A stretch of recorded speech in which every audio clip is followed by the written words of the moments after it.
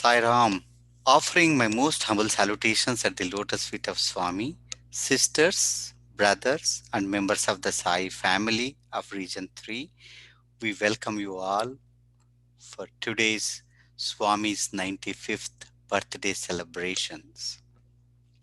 Swami's birthday is an auspicious day for all of us because God has come down to uplift all of us. In Swami's own words, Swami used to beautifully say, అవతరించుటయనుటలో అర్థమేమి ప్రజలపై ప్రేమ వాత్సల్య పరతతోడ వారి స్థాయికి దైవంబు వచ్చుభువికి జీవప్రజ్ఞతో పాటుగా దైవ ప్రజ్ఞ. What is mean by divine descent? He said, God comes down in human form to uplift the human beings. As he says, Jiva Prajnato Patuga Daiva Prajna. He comes like a human so that we can relate to him, touch him, talk to him. But at the same time, he'll have all the capabilities of that divine. That's what Swami has shown to all of us. Again, there is another letter. In a letter to his brother, Swami says, why did he come down?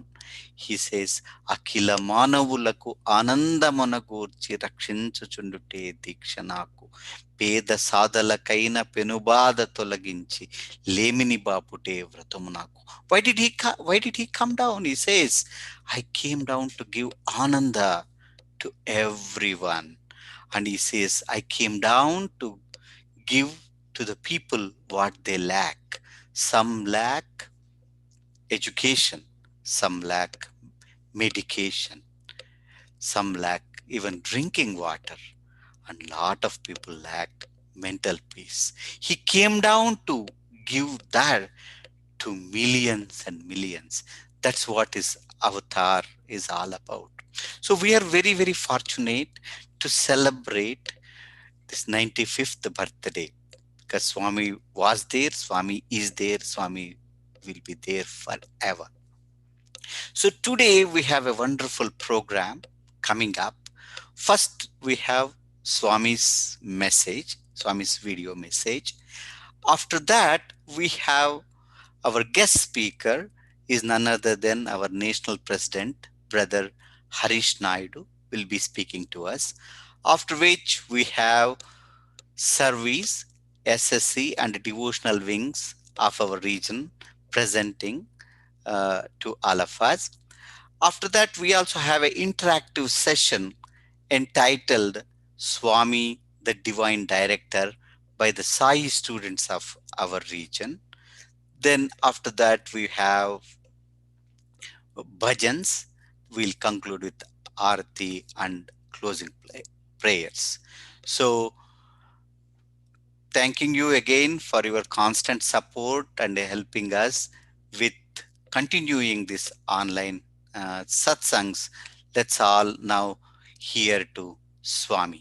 Jai Sara.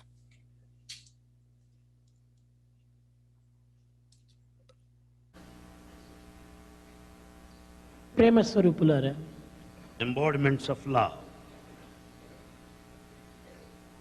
God dwells in ప్రతి all ప్రాణి creatures. యందు, ప్రతి ఆకారమునందు, ప్రతి జీవి యందు ఉన్నది దైవత్వమే. In every form, in every living creature, there exists the divinity.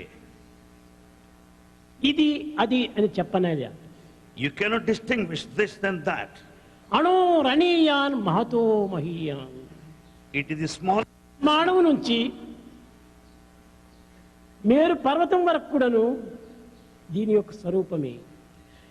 It is the manifestation of the divinity which is visualized from the smallest to the small and the biggest to the ఈ big. విశ్వమే Vishnu స్వరూపం.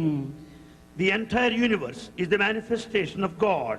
ఇట్టి విష్ణు స్వరూపమైనటువంటి విషయాన్ని తెల్లవారి మొదలుకొని రాత్రి పరుండనంత వరకు చూస్తూ, అనుభవిస్తూ, ఆచరిస్తూ, ఆనందిస్తూ తిరిగి దైవాన్ని ఆశిస్తూ ఉన్నారు. ఇది ఎంత వెరితనం! Right from the time we get up from bed and retire at night, we experience, we visualize, we enjoy the blissful company of Lord, yet we are in search of God. మన చూపులకు గోచరమయ్యేటువంటిదంతా కూడాను దైవ స్వరూపమే. All that we see is మన divine. కర్ణములకు గోచరమయ్యేటువంటి శబ్దం అంతా కూడాను దైవ స్వరూపమే. All the sound is basically divine. మన మనసునందు సంకల్పించేటువంటి ప్రతి సంకల్పం కూడాను దైవ స్వరూపమే.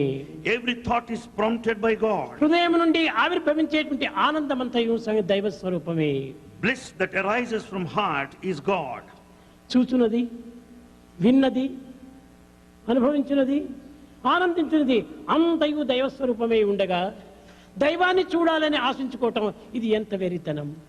What all that we see, hear, experience and enjoy is divine, but yet నీవు we... క్షణ క్షణము కూడాను దైవాన్ని దర్శిస్తున్నావు. In fact, moment to moment you see God. కణ కణమనందు కూడాను దైవాన్ని నీవు స్పర్శిస్తున్నావు. In every cell there is God. సర్వత్రా దైవంనే నీవు అనుభవిస్తున్నావు. In fact, you experience the divine all over. కానీ అనుభవిస్తున్నాడు, ఏ చింతతో అనుభవిస్తున్నాడు? విశ్వము అనేటువంటి చింతతో అనుభవిస్తున్నాడు ఈ దైవాన్ని. He experiences God, but with what feeling? It is the feeling towards the world. విశ్వమే Vishnu స్వరూపం అనేటువంటి సత్యాన్ని తాను గుర్తించుకోలేకపోతున్నాడు. He is not able to recognize the basic fact that the universe is the manifestation of God. విశ్వమంతయును Vishnu స్వరూపమే అని తలుచుకుంటే తప్పక నీకు విష్ణు స్వరూపం గోచరిస్తుంది. When once you know that the universe is God, you will be able to experience the divinity. భావం తత్ భవతి. నీ భావమును పురస్కరించుకునియే నీ యొక్క దర్శనం కూడాను ఆ స్వరూపాన్ని ధరిస్తుండాలి. As is the feeling, so is the visualization of the divinity. ప్రేమ స్వరూపులారా, Embodiments of love. సర్వత్రా నిండినది దైవమే. God is all pervasive. ఇందుకలడందులేనని సందేహం వలదు. You don't need to doubt that God is here and Shakti not there. సర్వోపగతుండు, ఎందెందు వెతకి చూచిన అందందే కలడు. God is present everywhere. Wherever you search for him, you will find him there. ఇట్టి దైవత్వాన్ని అన్వేషించడానికి తగినటువంటి కృషి ఇది కేవలము అజ్ఞానమనే చెప్పాలి. Attempt to search for God is a sign of ignorance. అయితే నీ ప్రకృతి దృష్టిని మార్పు చేసుకొని పరమాత్మ దృష్టిని హృదయమునందు ఉంచుకో. However, you have to change your temperament and attitude, keeping God in view. పరమాత్మ భావం చేతనే ప్రకృతిని నీవు దర్శించు. With godly feeling, experience the world. అప్పుడే సర్వము విష్ణుమయం జగత్ అనే రూపొందుతుంది. Then you will understand that God pervades everywhere. కనుక దైవత్వము ఏదో ఒక ఆకారమని భావించుకోకూడదు. Never consider God has got a specific form. సర్వ ప్రాణుల యందు, సర్వ జీవుల యందు, సర్వ ఆకారముల యందు ఉన్నటువంటి ఆత్మతత్వమే దైవత్వము. In fact, the Atmic principle present in all forms, in all beings, in all living creatures is divine. నీవు కన్నులతో చూస్తున్నావు. You see with the ఈ eye. దృష్టి ఎక్కడి నుంచి వస్తుండాలి? Where from you got the vision? ఆ దృష్టి యొక్క విజన్ అనగా పవర్, దాని యొక్క శక్తి ఎక్కడిది? Where from you got this power of vision? ఇదంతా కూడాను దైవం యొక్క శక్తియే. It's all the divine power. చూచున్నది, విన్నది, కన్నది, అనుభవించినది, ఆనందించినది, అందించినది, అనుభవించినది అంతా కూడాను దైవత్వమే. In fact, what all that is seen, heard, experienced, enjoyed and shared is nothing but divinity. దైవం ఒక్క ఆకారం నందు మాత్రమే కాదు. You cannot limit God to a form. సర్వ ఆకారం యొక్క అంతర్భూతమైనటువంటి వాడే భగవంతుడు, ఆత్మస్వరూపుడు. In fact, God is the inner form of all of the forms around. అతనికి నీకు తోచినటువంటి ఒక పేరు పెట్టుకుంటున్నావు. In fact, you have given a name of your choice. ఇది నీ యొక్క ఇమాజినేషన్, నీ యొక్క భ్రాంతి, భ్రమనే. It's all your imagination and illusion. కనుక మనము చేసేది, చూచేది, అనుభవించేది, ఆనందించేది అంతా కూడాను దైవత్వంగానే విశ్వసించాలి. Consider that you experience God in all that you see, in all that you hear, in all that you experience and enjoy. అయితే కష్టములు, దుఃఖములు, విచారములు సంభవించినప్పుడు దాన్ని కూడా దైవ స్వరూపం తట్టిన But is it possible to experience God in times of difficulties, తప్పక troubles ఆ and దుఃఖం anxiety? కూడా దైవ స్వరూపమే. Yes, certainly it is also ఆ God's విచారం gift. కూడా దైవ స్వరూపమే. That ఆ anxiety is హింసను divine. దైవ స్వరూపమే. That misery is ఒక్క divine. చిన్న ఉదాహరణము. A small example. భగవంతుడు నారాయణుడని మీరు విశ్వసించారు. You can say God is Narayana. అయితే ఆ నారాయణుడే అనేక విధములైనటువంటి యొక్క నటన చేస్తూ వస్తుంటాడు. Narayana, God acts in varied ways. హిరణ్యకశిపుణ్ణి హింసించాడు, తన కుమారుడైన ప్రహ్లాదుని రక్షించాడు. And in fact, he killed Hiranyakashipu while Prahlada was protected. ప్రహ్లాదుడు నారాయణ నారాయణ నారాయణ అనే నామచింతన చేతనే జీవిస్తున్నాడు కనుకనే అతనికి దేవుడయ్యాడు. As Prahalada spent all his time chanting his name of God, he could have his ఆ manifestation. సేమ్ నారాయణుడే ఈ యొక్క జీవితాన్ని ప్రధానంగా అందుకొని దైవత్వాన్ని విస్మరించి తాను జీవిస్తూ పోయాడు కనుకనే ఈ హిరణ్యకశిపునికి ఈ యొక్క నారాయణుడే యముడయ్యాడు. Because Hiranyakashipu considered the entire life and body identification, has forgotten God, and he was killed. దేవుడు తానే, యముడు తానే. He is God and he is at the same time destroyer. కనుక ఈ రెండు కూడాను దైవ స్వరూపములే కదా. Both are the same forms of the divine. కనుక చెడ్డలో కూడాను మంచి ఉంటున్నది. There is good even in bad. ఆ మంచితనము యొక్క తత్వమే దైవత్వము. That goodness is divinity. ఉపనిషత్తులు చెప్తూ వచ్చాయి. Upanishads declare, ఈశ్వర సర్వభూతానాం ఈశావాసం జగత్యం అనగా ప్రతి ప్రాణి యందు కూడాను, ప్రతి జీవి యందు కూడాను, ప్రతి మానవుని యందు కూడాను ఉన్నటువంటి యొక్క దైవత్వమే నిజమైనటువంటి వేదాంతము అని బోధించింది. in fact, Upanishads teach that the primordial principle of Vedanta is to realize the divinity in every living creature, in every living being, in every being and human being. బ్రహ్మత్వమునకు ఉండినటువంటి సంబంధ. I offer my humble salutations at the lotus feet of our beloved Lord. Sairam, dear brothers and sisters, I'm very grateful for the opportunity to meet you and talk to you. I can't meet you in person, but talk to you. Nothing happens without His grace, and this satsang is also because of His grace. I hope all of you enjoyed the wonderful online Akhanda Bhajan session and the Ladies' Day programs. The online devotional songs were very moving and filled with love. It was an amazing inspiration that underscored that irrespective of caste, creed, race, nationality, cultural and language differences, we are all one, united in His love. God sees no difference in us. His love for us is unconditional. We feel incredibly grateful that we're able to participate in these global sessions and get a glimpse and taste of His universal love. His love for us. As Swami says, we should do our best to experience and understand His immense love for us. And it is this love, it's His love that brings us together. There is no greater uniting force in this world than His love for us. I hope that all of you are doing well and keeping safe during these extremely challenging times. I pray for the day when I will be able to visit all of you and enjoy all your uplifting company.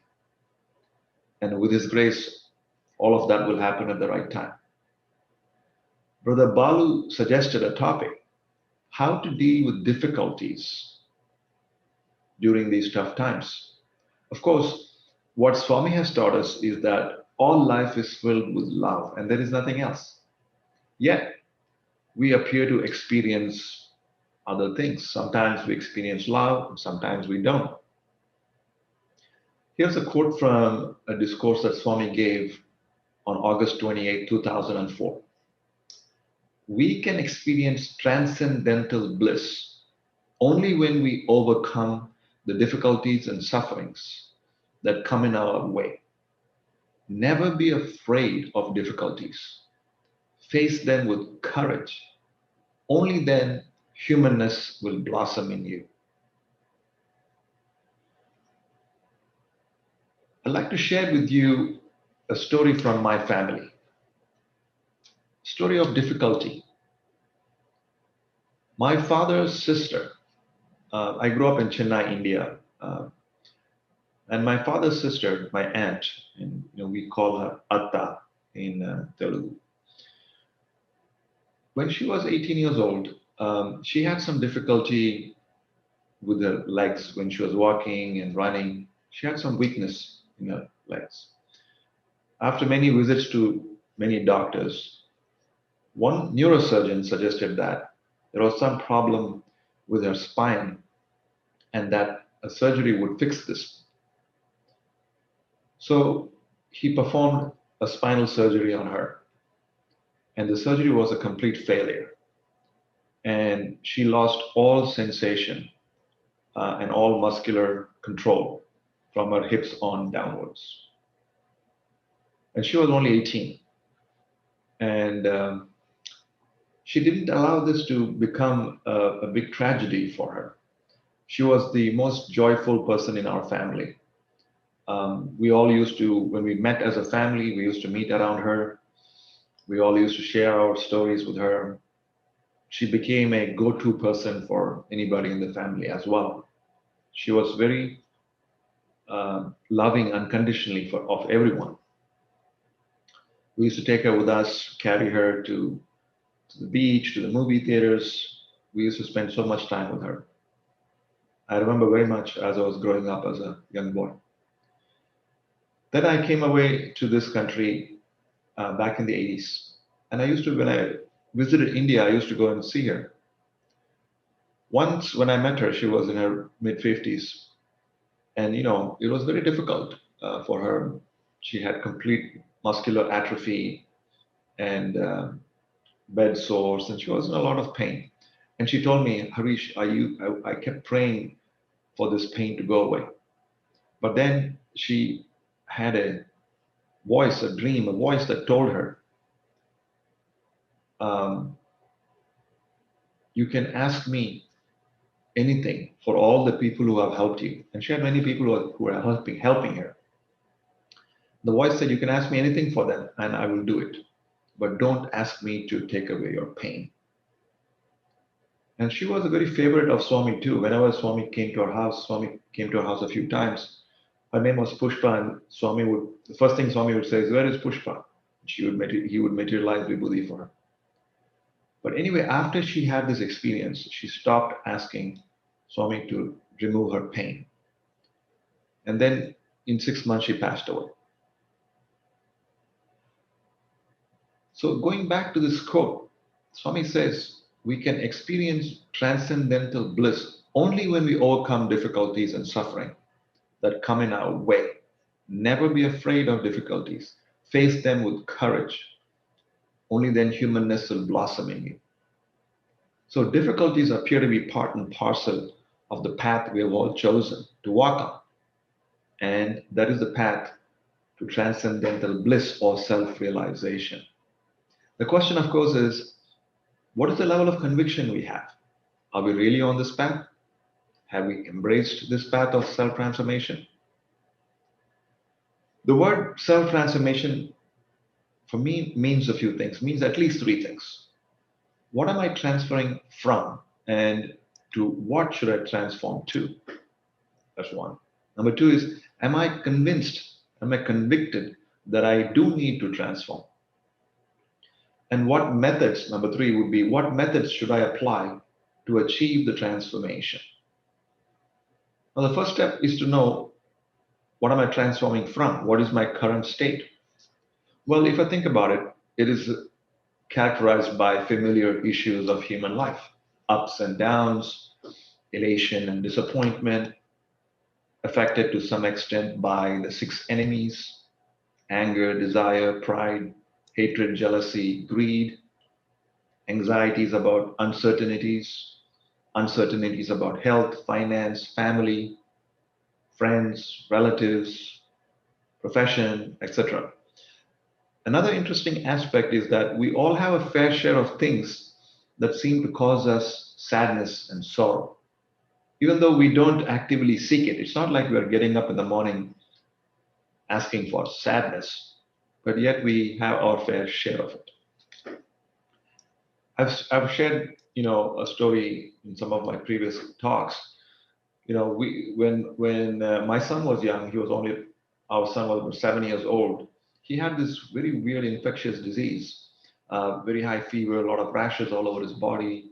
We took him to the emergency room, and they did not know what it was. Many pediatricians looked at him, and they thought, he was exhibiting 2 out of the 5 symptoms of something called Kawasaki disease. I did not even know what it was, but it is a disease that could affect the heart and other internal organs.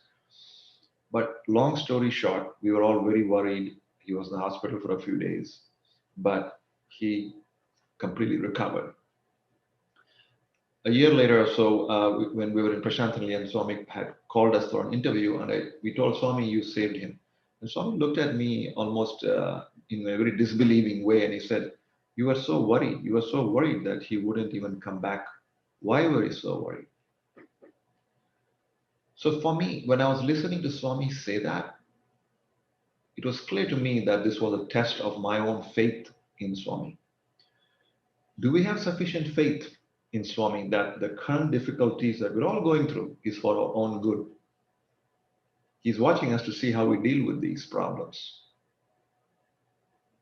Now, faith is a powerful way to manage challenges in life.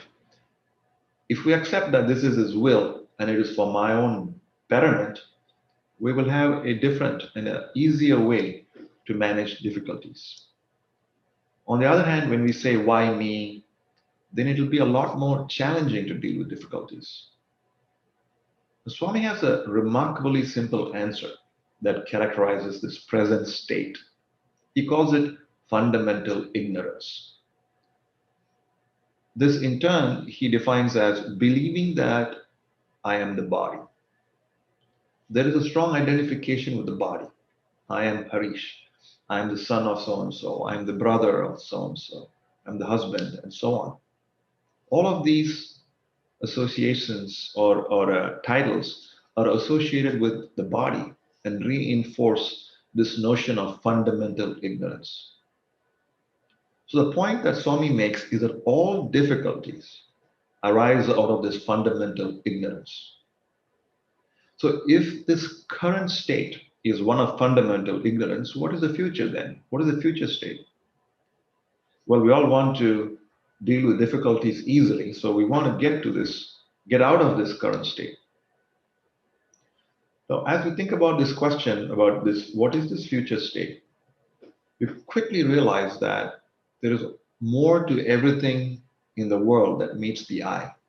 I love this analogy of a mango seed. You see one seed, it's only one, but if you think about it a little bit more, you understand that that can become 100, 1,000, 1,000,000 seeds. That potential of infinite seeds is in that one seed. Human beings are no different. Just seeing the body says one thing, but what is unseen is the thoughts, the emotions, experiences, and so on. So there is a clear intuition that there is more to everything than what seems obvious. Now, scientists use this intuition to discover many things: atoms and subatomic particles, how atoms fuse to form elements, and so on. But the great spiritual seekers use this intuition to look inward and understand that they were made up of something much more than the body.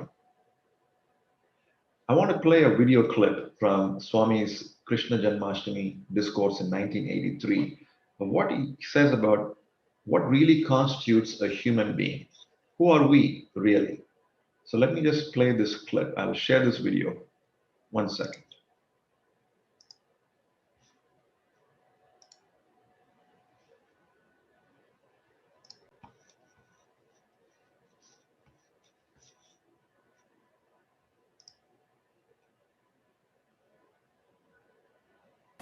కేవలం స్థూలమైనటువంటి యొక్క శరీరమును మాత్రమే మానవత్వంగా మనం విశ్వసించరాదు. Now what this inert form that you see externally should not be equated with man or a human being. ఇది సూక్ష్మమైనటువంటి యొక్క శరీరమునకు ఈ స్థూలమైన శరీరము ఒక తొడుపు వంటిది. Now there are two types of body to be distinguished. One which is subtle and deep inside. This is encased in the gross body that you see. A subtle aspect. స్థూల దేహం కూడాను మానవుడు కాదు, సూక్ష్మదేహం కూడాను మానవుడు కాదు. But then if you were to go deeper, even this subtle aspect of your existence is దానికంటే ఇంకా సూక్ష్మమైనటువంటి కారణదేహం ఒకటి ఉంటుండాలి.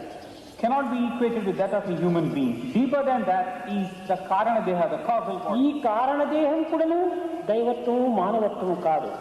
Now even ఇది this మహాకారణ స్వరూపమని మరొకటి ఉండాలి. Even this causal body is not true human being of God. You have got something far higher, the Mahakarana Deha. ఒక చిన్న ఉదాహరణ. Here is a small example. మన చెస్ట్ను, మన హృదయాన్ని మనం చూడాలంటే ఏం చేయాలి? Now if you wish to see your chest or your heart, what do you do? మనము దానిపైన ఒక బనీని ధరించినాము. Now we have worn a banian over the chest, ఆ బనీని పైన ఒక షర్టును వేసుకున్నాము. and over the banian we have a shirt, ఆ shirt పైన మరొక కోటును వేసుకున్నాము. and over the shirt you have a coat. ఇది గౌరవానికి సరి అయినటువంటి డ్రెస్ అనుకుంటున్నాం.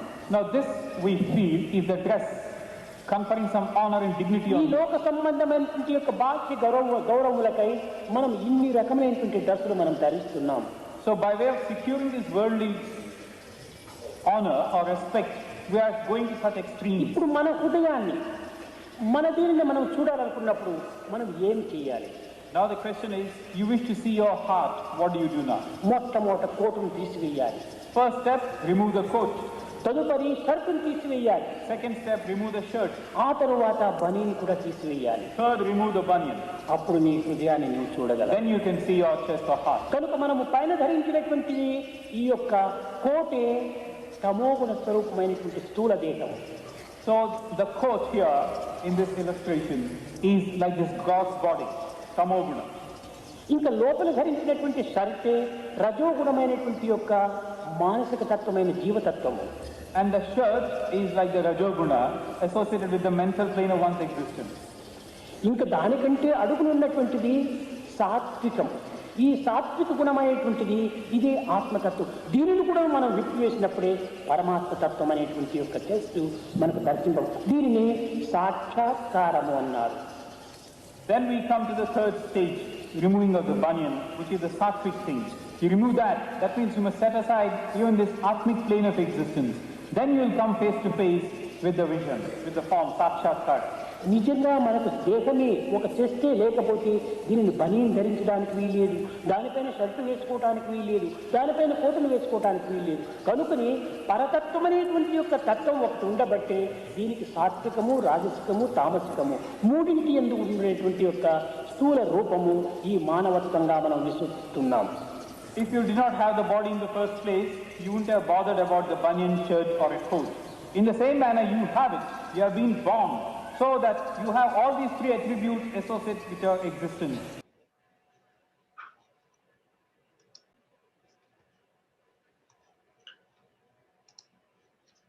That discourse, 1983, Krishna and Arjuna discourse, is a wonderful discourse for everybody to study. So Swami says that there is a final state of total awareness, of total oneness with everyone and everything, a place that is filled with bliss, a place with none of the afflictions that haunt the human condition, a realization that we are God, that we are divine. Again, I quote from the same discourse that I quoted earlier from August 28, 2004. Swami says, once you experience the bliss of the Atma, difficulties and sufferings will no longer bother you. So ultimately, that is the answer to difficulties, to walk on the path of self-transformation and reach the goal of self-realization. The second question is, are we indeed convinced to transform ourselves? If you are not convinced, then there is nothing more to do. Maybe we are happy with the present condition. Then we shouldn't be complaining about our present condition. If we complain, it is something like staying in the shower and then wiping yourself with a towel and wondering why you're still wet. It's meaningless. But since Brother Balu said, how do we deal with difficulties? If that is the topic, then we want to move forward. We want to move away from this state of difficulties. So there is conviction. I assume that there is conviction that we all want to walk on this path of self-transformation. Now, there is more we can discuss on the various methods and practices that will help us walk on this path, and we can maybe discuss that at some other time. I will leave you with some quick thoughts for all of us to ponder on. Number one, do we have the faith in Swami that will enable us to understand that everything is for our own good? When we're holding to the hands of the avatar, how can any difficulty bog us down? Number two, seek out people who are in need and see what we can do to serve them. There are millions who are struggling today. When we share in the pain of others, our pain diminishes and even disappears. Number 3, contemplate and meditate on the Lord every day, as often as you can, so that at any time you can dive into the depths of our hearts where there is no difficulty. There is only peace and bliss. I wish you all a wonderful birthday celebration and a very safe and blissful divine holiday season coming up. I once again hope to see you all in person very soon. Sai-Ram.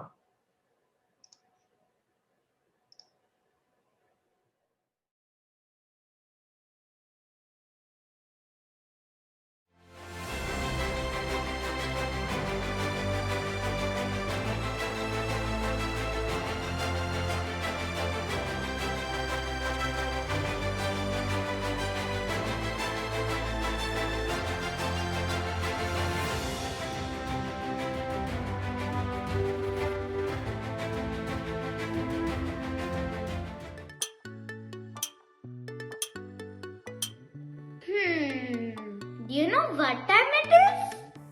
It's time to be happy. Happy, happy, happy. Be always happy. Makes others happy. That's the way to make Swamis happy. How can I be happy all the time? The time to be happy is now.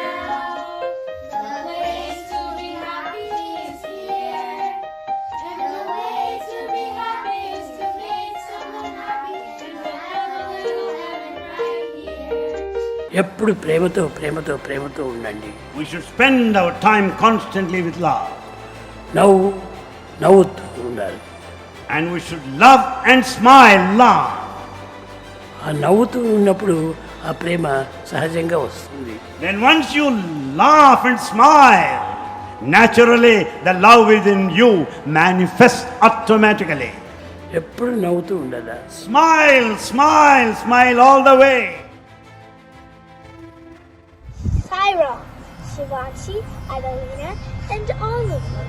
I've been thinking of the underline story of the apple tree Auntie told us in SSC class, and it got me thinking of how love can be selfless.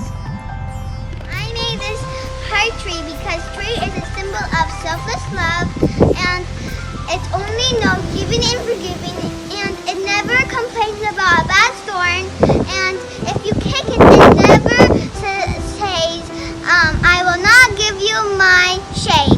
Very true, but that's just a tree. What about other things? How can we see, feel, love everywhere and in everything? Shivanshi and Adelina, what do you think about it? This is Swami's Gohan, which is unconditional and selfless love, which he creates everything with his love. So we all have to practice sharing this love, and I'm trying to practice it too. He always says us to love all and serve all, because he is present in everyone. In my picture, embraces the whole wide world. Love is so big. Even a little girl like me will love the whole wide world. This is what Swami says. Just like the tree, if we are selfless and put on the love hat and see only the good and godly, we will rise and shine like the lotus untouched by the slush and realize Swami within. SaiRegion, for me, happiness is surrendering all my worries to Swami. I'm in the process of making beanie hats for the less fortunate ones. Making others happy makes me happy too. SaiRegion. SaiRegion, I am really happy and passionate about helping people. I'm really excited about the beanie project because I'm making something with my own hands.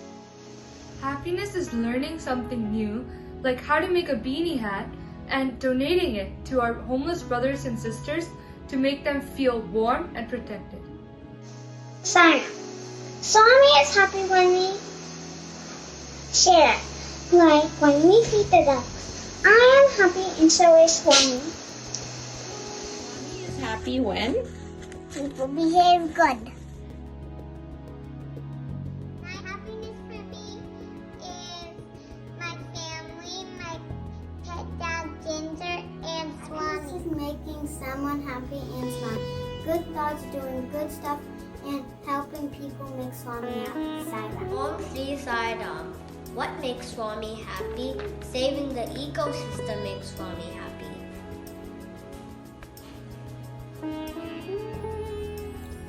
Happiness is when someone loves me. Obeying the rules that Swami says makes Swami happy. Happiness means goodness. I am happy when Satya Sai Baba is happy. Following the 5 human values makes Satya Sai Baba happy. Being helpful makes me happy. Doing good things for others makes Swami happy. Being kind to others makes other people happy. SaiRegion3. Happiness is working hard on something I want to do or helping other people. Happiness for me is making others happy. Happiness for my parents is getting good grades. Happiness for Baba is doing service and being helpful. It's love, and it's also playing football with my friends. SaiRegion3. Playing outside with my dog makes me happy. Getting good grades makes my parents happy. And service makes Swami happy. SaiRegion3. So I believe that happiness is when everyone in the world is satisfied with whatever project or whatever service project they're doing, like volunteering at a soup kitchen. So I believe that the happiness I get from volunteering at a soup kitchen will lead me to God. Happiness to me means spreading love and caring for each other. Sai-Ram, it makes me happy when I draw pictures and play outside. This is my real happiness, being around my Sai family. You can see that Baba is blessing all of us. SaiRegion3. Happiness is not materialistic things. It is spending time with friends, family, and it's Swami. Happy birthday, Swami. Me, happiness means to find joy in the little things in life. I feel happy when I play outside in fresh air. Thank you, Swami, for your blessings.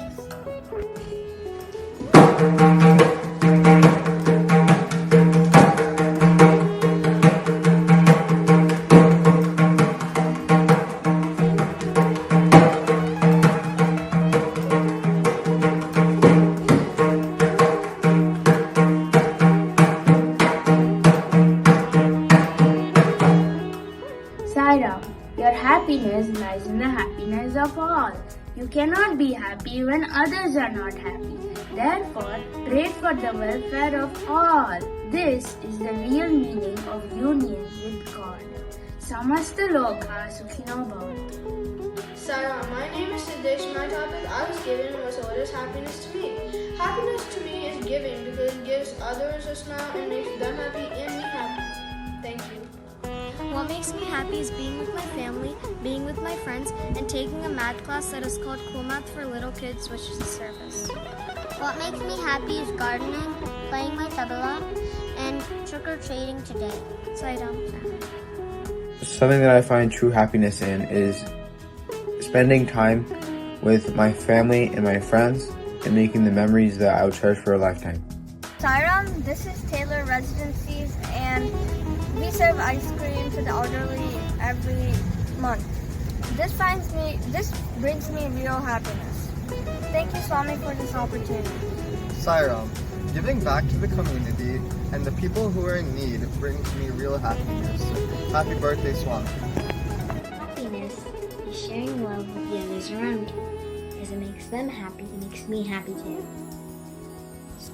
Happiness is something that you enjoy and keep on doing. For example, I like listening to songs that inspire me. Sai-Ram, happiness to me means something that makes you happy and spreading love to everybody. Sai-Ram, happiness is something you enjoy doing and have fun doing as long as it lasts. Well, it means to be satisfied or approved with what I do or what I have. For example, I love basketball. As long as I play, I feel satisfied. But happiness can't always be there, right? So you can just keep a smile on your face to make other people happy. And something that makes me happy is playing with my cousins and friends. The happiness lasts as long as I'm playing, or sometimes even longer. Thank you. Some obstacles that prevent me from being happy is my fearness and shyness. Prevent me from being happy are stuff like negative emotions and struggles. Thank you. True happiness is found within yourself. The moment where you have no desire to want more, and you're grateful for everything around you, and you're satisfied with all the things that you achieved, that's where you'll be the most happy. SaiRegion.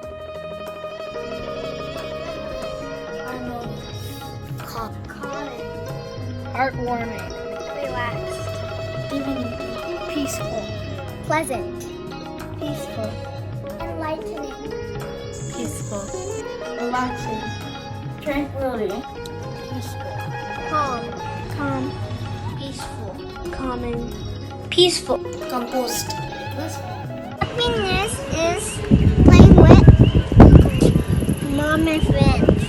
Happiness is spending time with my family. My brother Sridham, and I want to sing you a bhajan of Ram.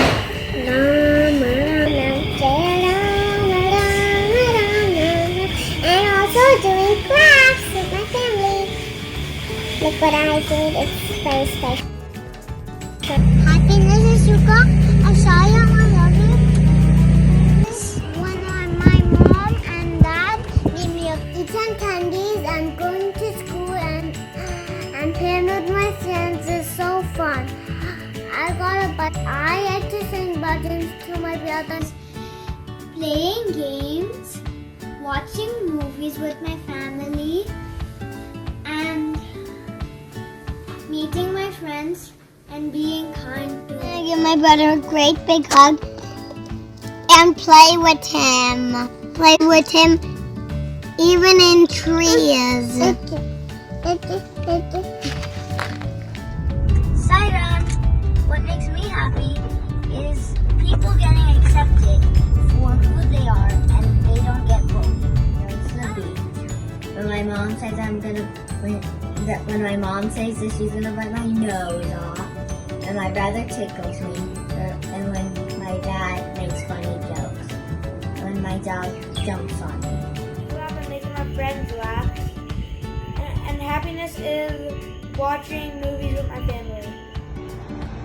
What makes me happy is riding my scooter and being with my family.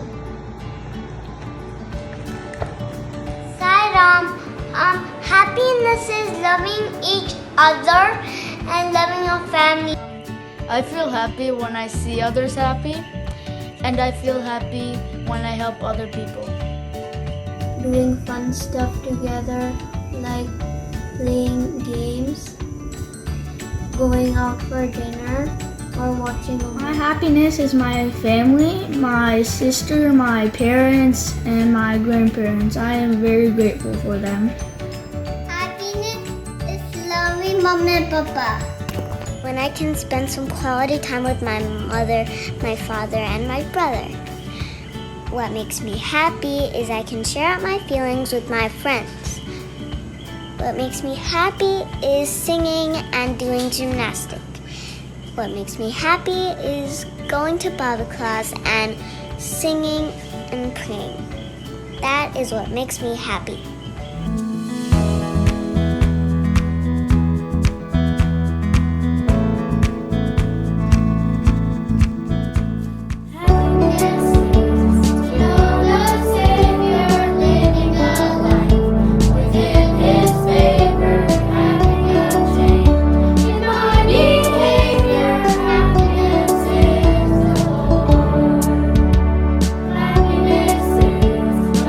Creation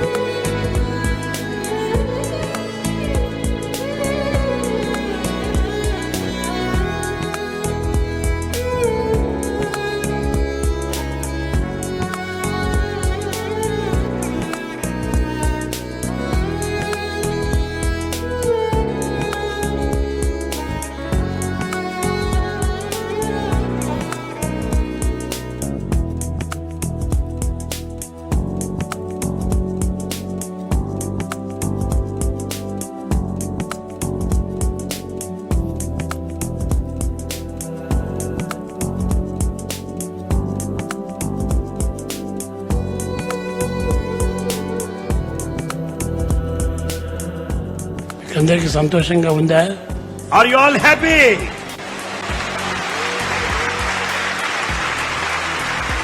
Be always happy, happy, happy.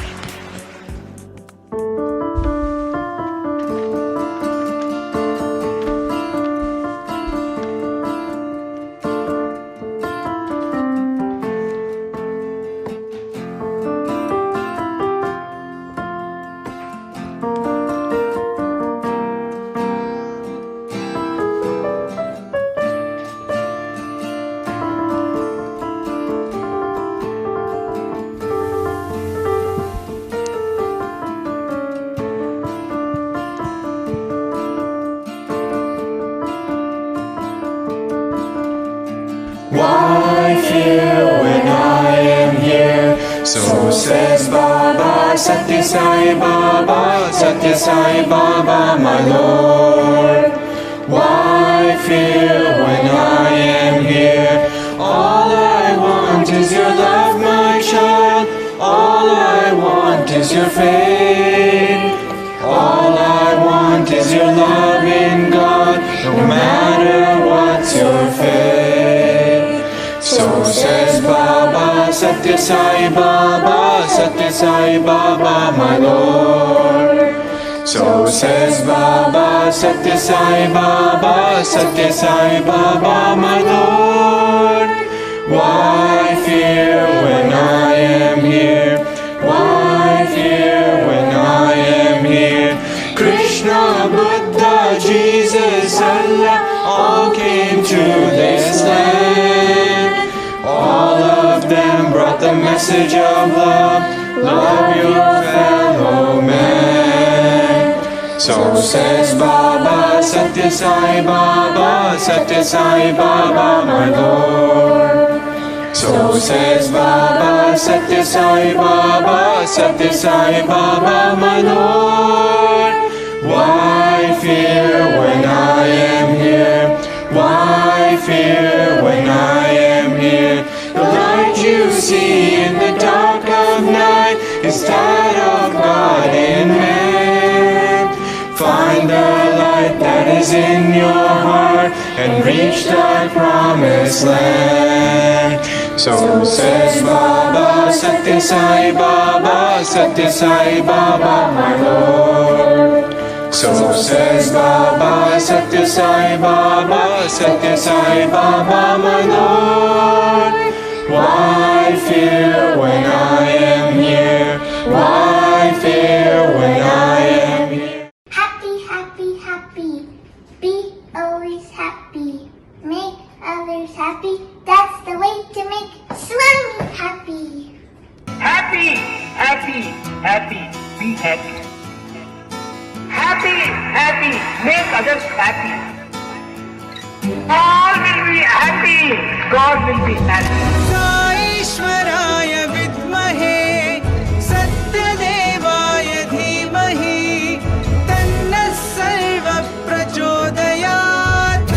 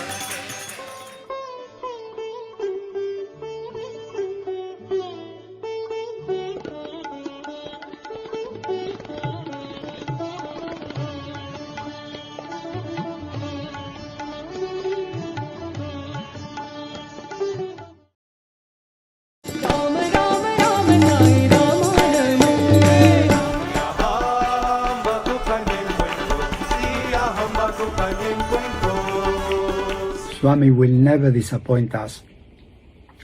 We have to be careful not to disappoint him.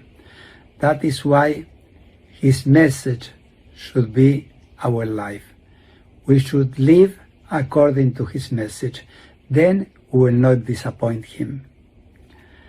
Another commandment, a very important one, is smile. Smile all the time. Swami says that knowledge must be made into practical knowledge by skilling it. Skill will lead to balance, and balance will bring insight into our hearts. All of you to this year's Region 3 virtual retreat. Whoever sings this waking chant sings it faithfully every day. A blissful retreat from the comfort and safety of our homes this year. Father, I adore you.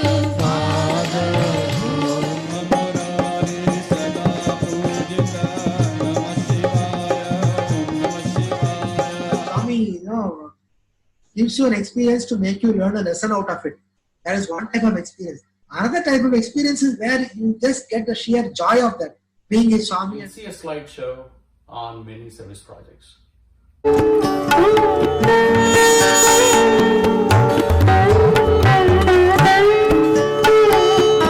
your troubles is in the 5 Ds. Today, as we assemble here, your glorious ancestors are.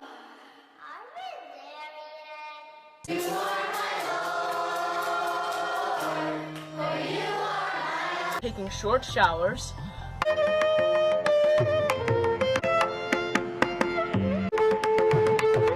Swami is with me at any point of time. That conviction is more than 100% blessed by Swami.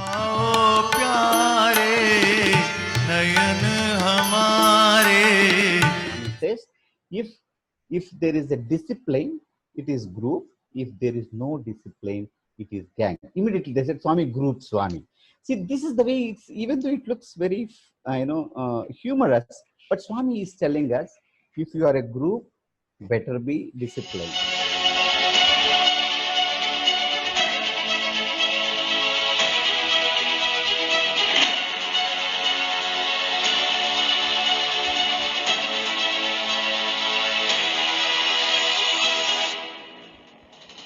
Written by Swami himself as he witnessed in the first person. His writings as a Ramakatha Rasavahini. Let's read on and find out what happened.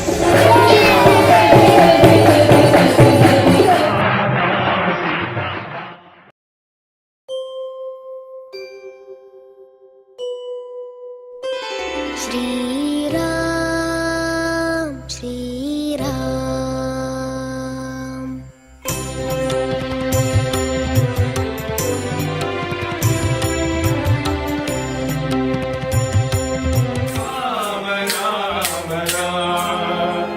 You know then what happened? What happened? Vishwamitra, yeah. They have decided to wring the neck of your son, Bharata.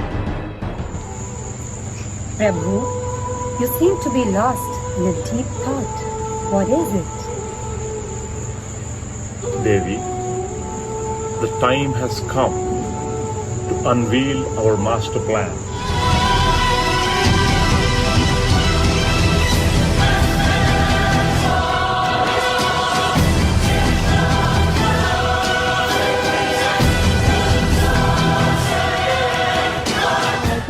Day and night, looking for you into the distance until my eyes have become dull and insensitive. I have achieved success. I have been rewarded. Comes to my mind, this is the only Vahini which has a rasa in front of Vahini. What is Vahini? Vahini is stream. Rasa Vahini is stream of sacred sweetness. Swami talked about Rama. This is about Rama telling his own story. Many instances and illustrious characters that can guide us. One such character that I would like to talk about is Vibhishana. How, though born in the demonic clan as the brother of Ravana, Punish him. I will teach him a lesson. tie some rags on his tail and set it on fire. Lesson will be taught, but to Ravan, I will make this job little difficult for these fools. Then guides him to locate Mother Sita. But before Hanuman leaves, and this part Swami narrated to us in the interview room during many class and group interviews, and I wanted to share this. The story of Lord Rama is the eternal stream of rasa, the essence. Rama Katha, Rasavahini, as Bhagavan so aptly titled it. It has the power to elevate, inspire, and transform our lives.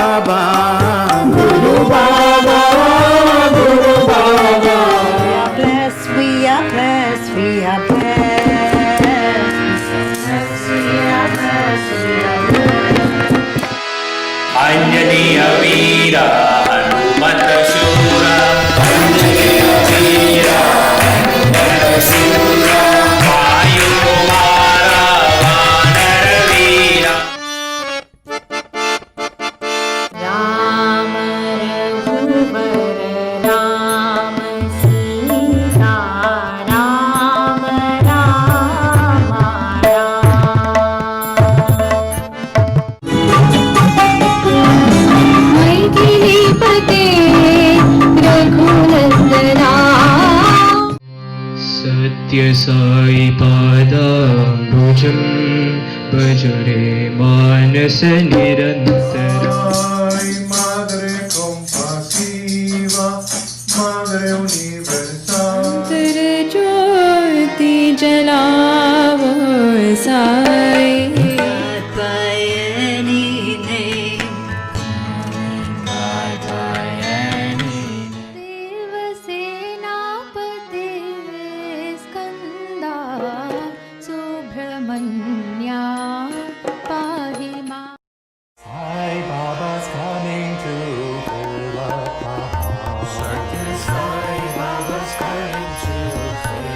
Be sanctified the day the Lord is born within us.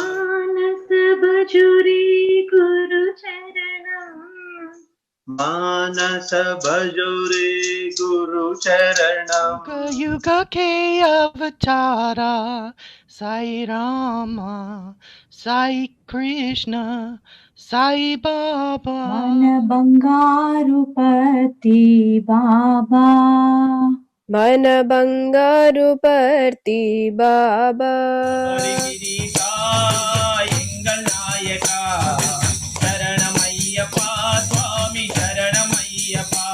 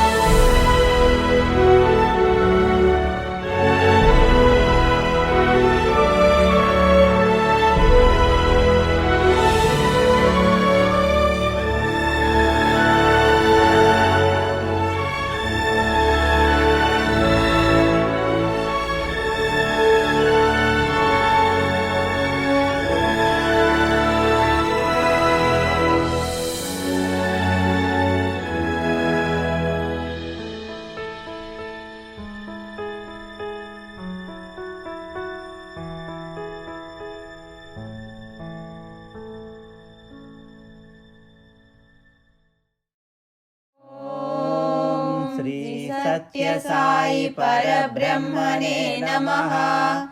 ॐ भूतभव्य भवत्प्रभु प्रशान्ति साईशा भूतात्मा धर्मात्मा धन्वन्तरीयं समम प्रार्थना।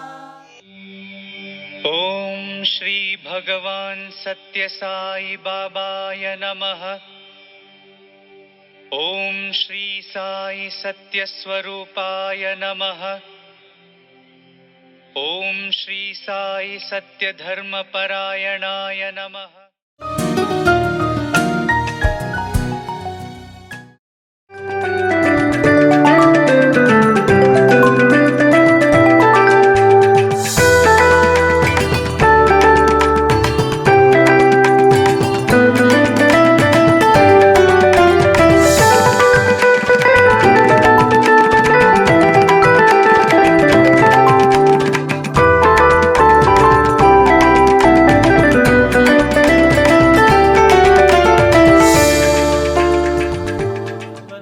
प्रिय साई देवा, सर्वधर्म प्रिय साई देवा, साई देवा देव देवा, साई देवा देव देवा, सर्वधर्म प्रिय साई देवा, सर्वधर्म प्रिय साई देवा। अल्लाह येशु गुरु ग्रंथ गोविंदा, अल्लाह येशु गुरु ग्रंथ गोविंदा, मौला साई महावीर माधव, मौला साई महावीर माधव, जोराष्ट्र बुद्ध साई शंकरा, जोराष्ट्र बुद्ध साई शंकरा, साई देवा देव देवा, साई देवा देव देवा, साई देवा देव देवा, साई देवा देव देवा। I want nothing more than to say that I am strong because of you.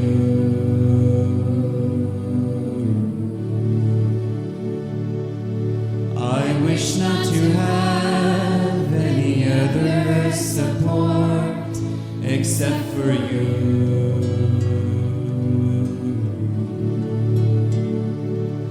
Let all illusions fall away. Let all illusions fall away. I know you'll come this very day. Let all illusions fall away. I know you'll come this very day.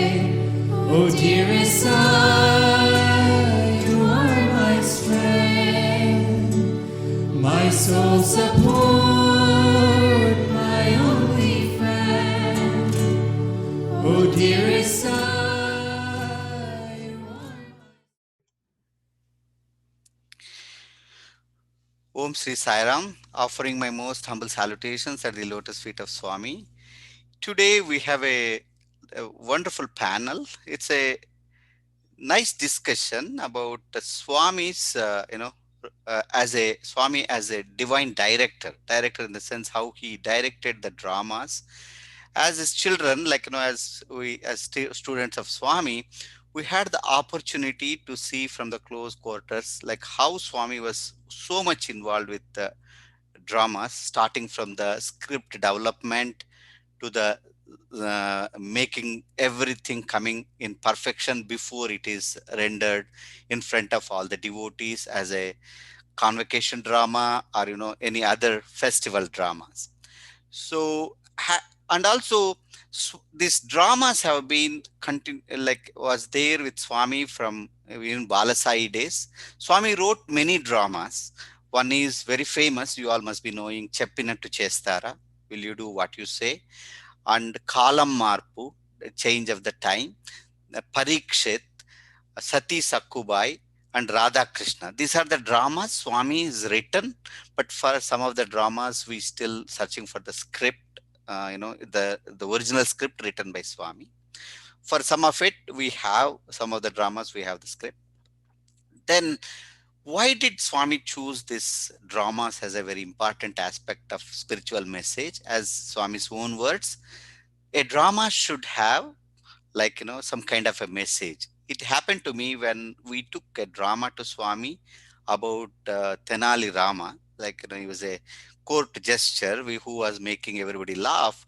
And when we showed the script to Swami, and Swami asked who is the main character in this, and myself and my friend Raghu, we told Swami, uh, please tell us who should be the Tenali Rama. Swami said, drama should not be only for laughing, it should have a message to be conveyed, especially spiritual message which can uplift out. As Swami says always in his discourse, Kurtinchi Vartinchali.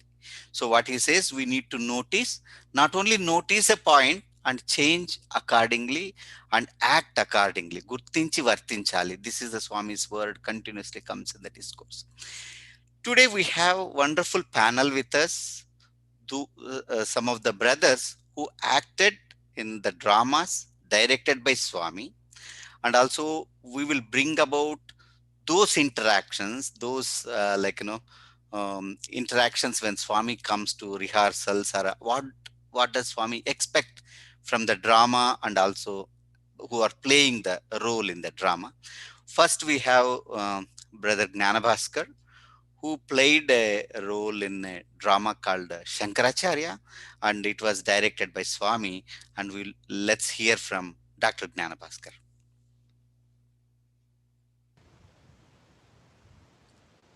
Om Shri Sai Ram.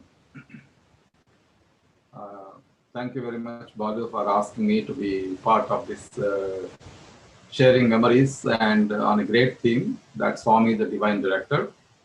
I cannot help but recall that it was in Bhagavad Gita that Lord Krishna said that he, as a director, he is the one Sutradhari, he is called, like he is the director who guides the whole drama of this samsara.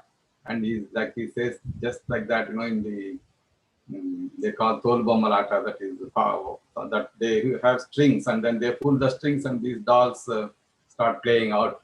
So in Bhagavad Gita, Lord Krishna says that he is the one who is pulling all the strings and these dolls are playing out all kinds of actions. So, of course, he described himself as the director of this whole show of samsara. So, it is in fact apt that we are talking about Swami being the divine director. So, this was in 1987 when I was just joined as a research student after my master's program. And so there was this group of research scholars at that time at the university, about 20, 25 of them, I think. There was a large number at that time. That was almost the start of the research program around that time.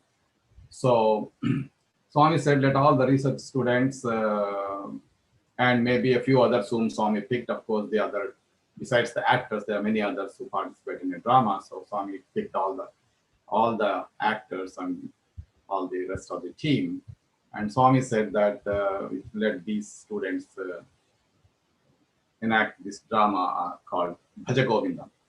Bhajagovindam, as we all know, is a composition of Sri Adi Shankaracharya, which are actually a collection of about 31 or 32 slokas, stanzas, each one talking about the impermanence of the world. And it is also called Moha Muddara, because one who listens to these slokas and internalizes the message of these slokas becomes free from illusion.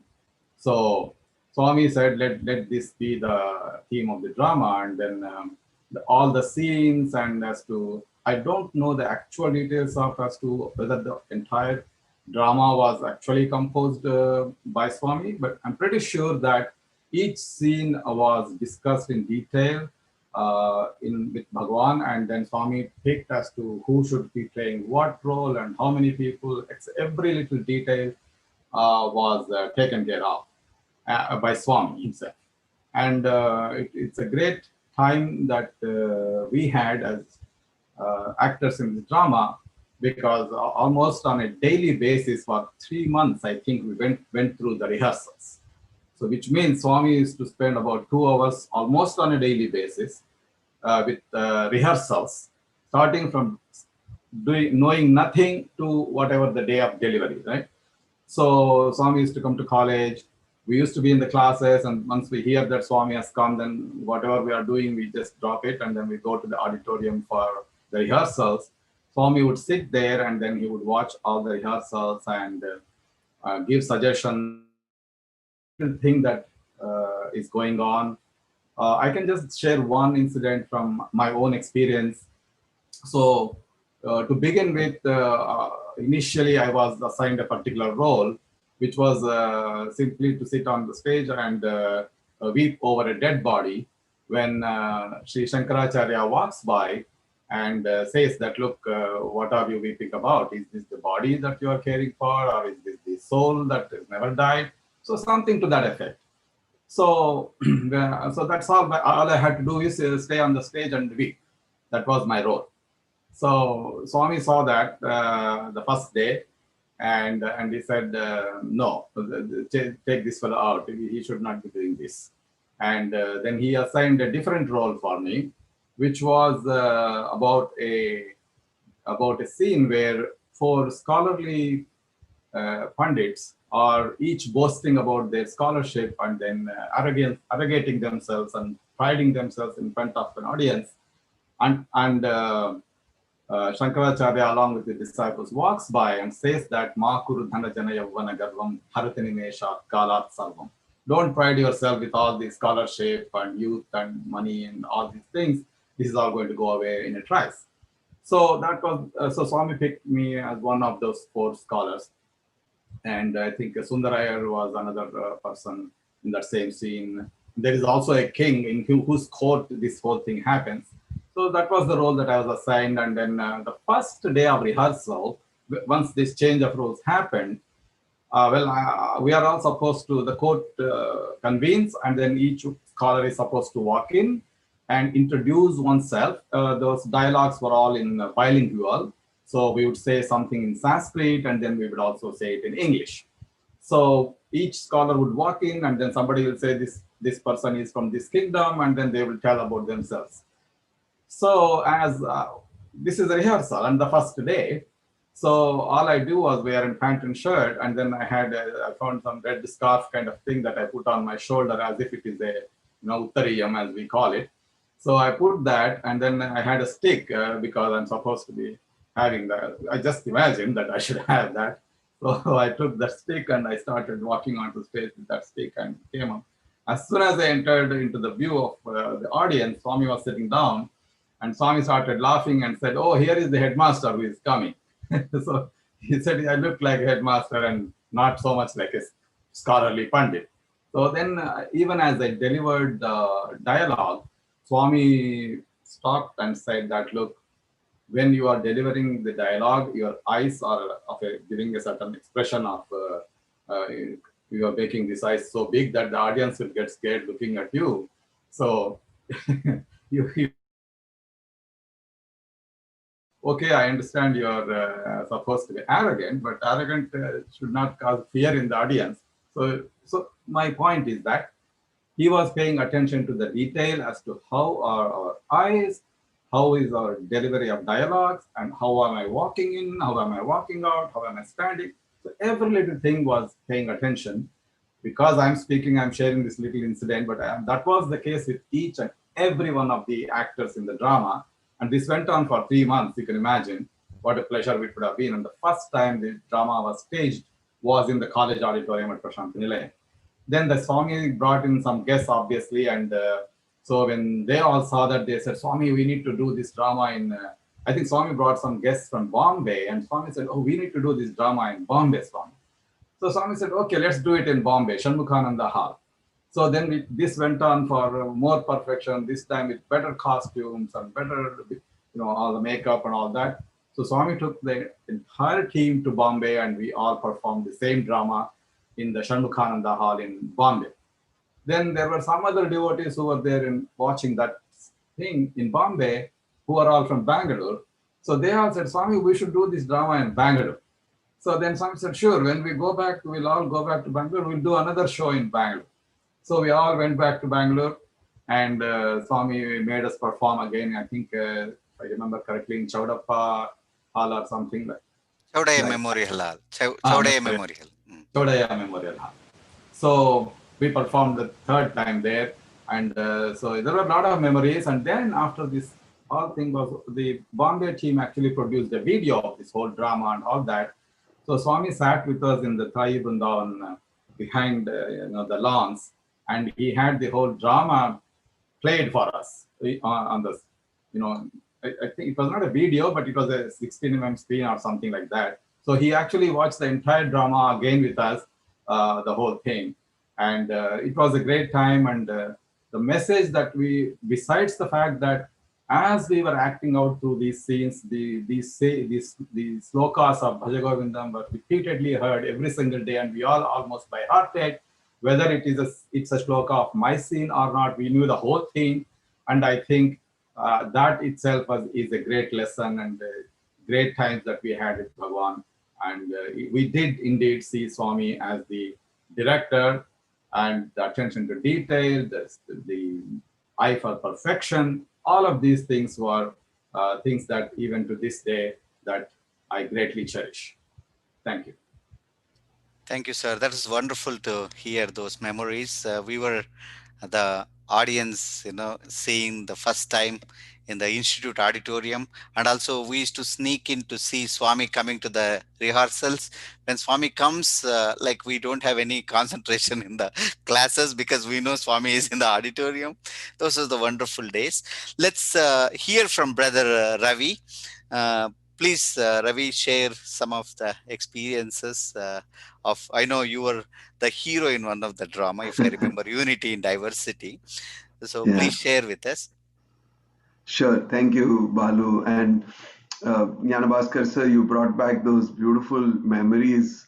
Of course, we miss Swami when he converted your group into a traveling drama troupe. And, we were in Parthi. At that time, we didn't have that opportunity. But, great to hear some of those episodes from you. And, it revives all those beautiful memories that I had. I was also fortunate to be part of a couple of dramas. One humorous thought that comes to my mind is, I think it was for 60, it was for the birthday in 1991. And, I had the first dialogue. And at that time, I was also in the band. And due to playing the band, we used to practice some 13, 14 hours a day. I used to play the saxophone. And my voice was very hoarse. So as in our case also, Swami used to come for almost every day for at least one drama rehearsal. Because, that time the President of India was going to be the chief guest. And so Swami wanted to make sure that everything is well done. And, we were students, I think we were 12 students sitting in a semicircle. And I had to kick the whole thing off by saying the first dialogue. Because I was so hoarse, I remember Swami was very concerned because every time he would sit to hear us and see us practice, and he would, when the voice was not clear, he would get concerned that is it a problem with the mic or is it, and I could not complain at that time and say, Swami, I'm doing so many hours of practice. But, I had to pray to him only to cure that. And that whole situation became even more difficult because on that evening, Balu, you may remember, there was a very thunderous rainfall. And instead of having the President of India as our key chief guest and audience, when the stage curtains opened in the Shanti Vedika, I found to my shock and surprise that the President of India, Mr. Shankaracharya Sharma, was sitting to my right. And instead of me being the first student in the semicircle, Mr. Shankar Dayan Sharma was actually the beginning of that semicircle. And when I looked, it was so difficult for me to digest and to, factor that in. But I had to, immediately act normal. And because everything depended on me getting the first sentence out so that group could get started. So these are some stray memories. But in another drama, I recollect a couple of things which really remained with me. Was that Swami would make us repeat certain scenes. And when he came and sat through a drama, every drama would be at least 45 minutes to an hour and a half. But one thing that struck me was that Swami did not necessarily want to see the whole drama each time, but there were certain scenes which he wanted to replay every time. And this is marvelous because you don't get to see Swami having any desire or any wish for himself, right? But in the drama, when he would come, he would name that scene and he would say, start that scene. And obviously, these are some of the customs or paddhati of Swami, right? So you learn that over time, that you are prepared in the way we human beings think that, that is scene 4, right? But you know that Swami wants scene 4 only always to be acted out in front of him. And then some of the other scenes we'll try to squeeze it in, but it will start with scene 4. Why or how, it doesn't matter, but it needs to be done. So there was one scene like that which I recollect, where Sundarayar, of course, had very dramatized it very well. So this person is going to sing in a group, and he sings our ordinary well-known bhajan. I wouldn't say ordinary, well-known bhajan, which is Govind Bolo Gopal Bolo. And that audience is a Pandit audience. They are a very strongly inclined towards Hinduism. And they are appreciating the bhajan and they are swaying and enjoying this person singing the bhajan. And then suddenly the third line of the bhajan is Allah Sai, and the consternation on their faces, they are now in great dismay at this person. So this scene, Bhagwan would want us to reenact every day that he came.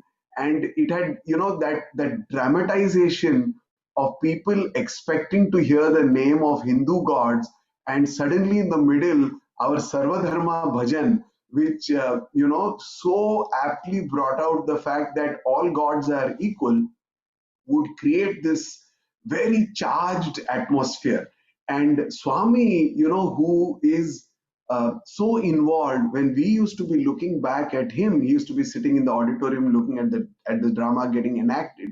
Swami would be completely transfixed, and he would be so absorbed in the drama that that just remained with us as a very powerful imagery, that this sort of dramatization of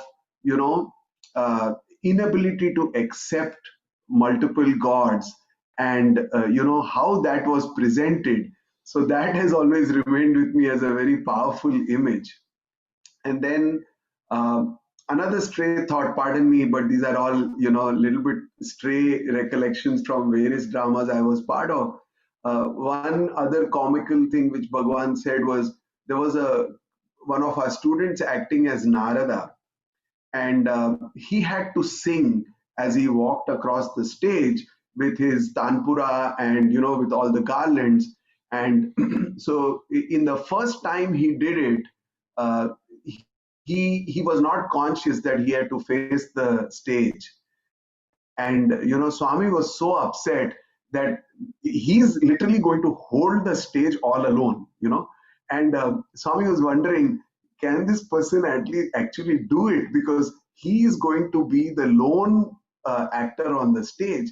And Swami actually spent a lot of time coaching him, telling him that there is nothing else going to happen on the stage. So when you sing with a lot of passion, and show that you are recollecting Lord Narayana.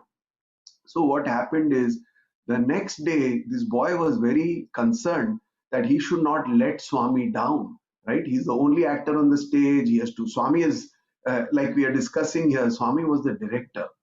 So, not to let Swami down, the next day, as he walked across the stage, he sang with so much fervor and devotion that Swami was now concerned in another way. Swami said to him, Moham chuste bhaya padtaru andru. Meaning, you are singing so loudly and your face is getting contorted so much. So, you have to sing with bhakti. Otherwise, Narayana will never come to you. So this is another thing that remained with me, that Swami as a director just used the words passion and involvement, and of course we as students may have tried to overdo it, but it created. Swami was so concerned, and he had to explain this to the students. So that was a beautiful thing to be part of. And I'll close with one last memory, which is a little bit more serious, but it reminds me of the spiritual mission of Swami. In one of our dramas, we were a group of students, and one of the students forgot about Swami after going back after completing his course. And Swami, as I explained, would come and sit down and name that scene and want that scene to be enacted, where this boy has forgotten, the student of Swami has gone back into the world, completed his education, but he has left those uh, value systems that he learnt in Swami's college. And many days, Swami would call that boy after that scene was complete and say, why did you take so much time to remember me and bring me back into your mind? And when I saw that happen, it struck me that yes, we are performing these dramas as an opportunity to get close to Swami. People are going to view it with a message.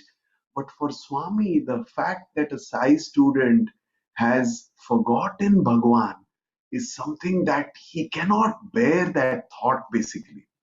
And then to top it off, uh, that student actually left the portals of the college after completing his course and came back. And when he was seated in the old students area, the first time he came back, Swami went up to him and said the words Jagrata Marchipodu. So that is, be alert, don't forget. And it's so strange the way Bhagwan is a great communicator. He didn't have to tell him like you forgot in the drama. It was so spontaneous, and of course the student caught the message. But that translation from a drama to one's real life, that timing and the beauty in which Swami did it, I just wanted to share that. Thank you. So wonderful, Ravi. Nice to hear that. Getting back to that, unity and diversity, the drama in 1990, Convocation.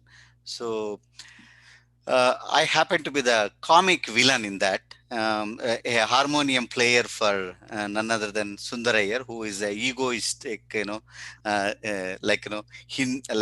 Harikatha master. So basically, I didn't have a dialogue. Like I had a very little dialogue, playing harmonium and boosting the ego of Sundarayar. This is my role actually. So basically, when the students, all of you come and tell about Hinduism, Dr. Sundarayar says, like I get up and say, whom are you telling about Hinduism? He is a master of, all this. So I say, Ishavasya Kena Kato Pamunda Kamandu. I mean, it's almost like shouting. Swami was used to like that dialogue, with single dialogue in a single shot. I need to tell. Finally, I should say he knows Rigveda, Yajurveda, Ayurveda. I should say Ayurveda is not really Veda. Swami used to laugh and ask me to repeat it.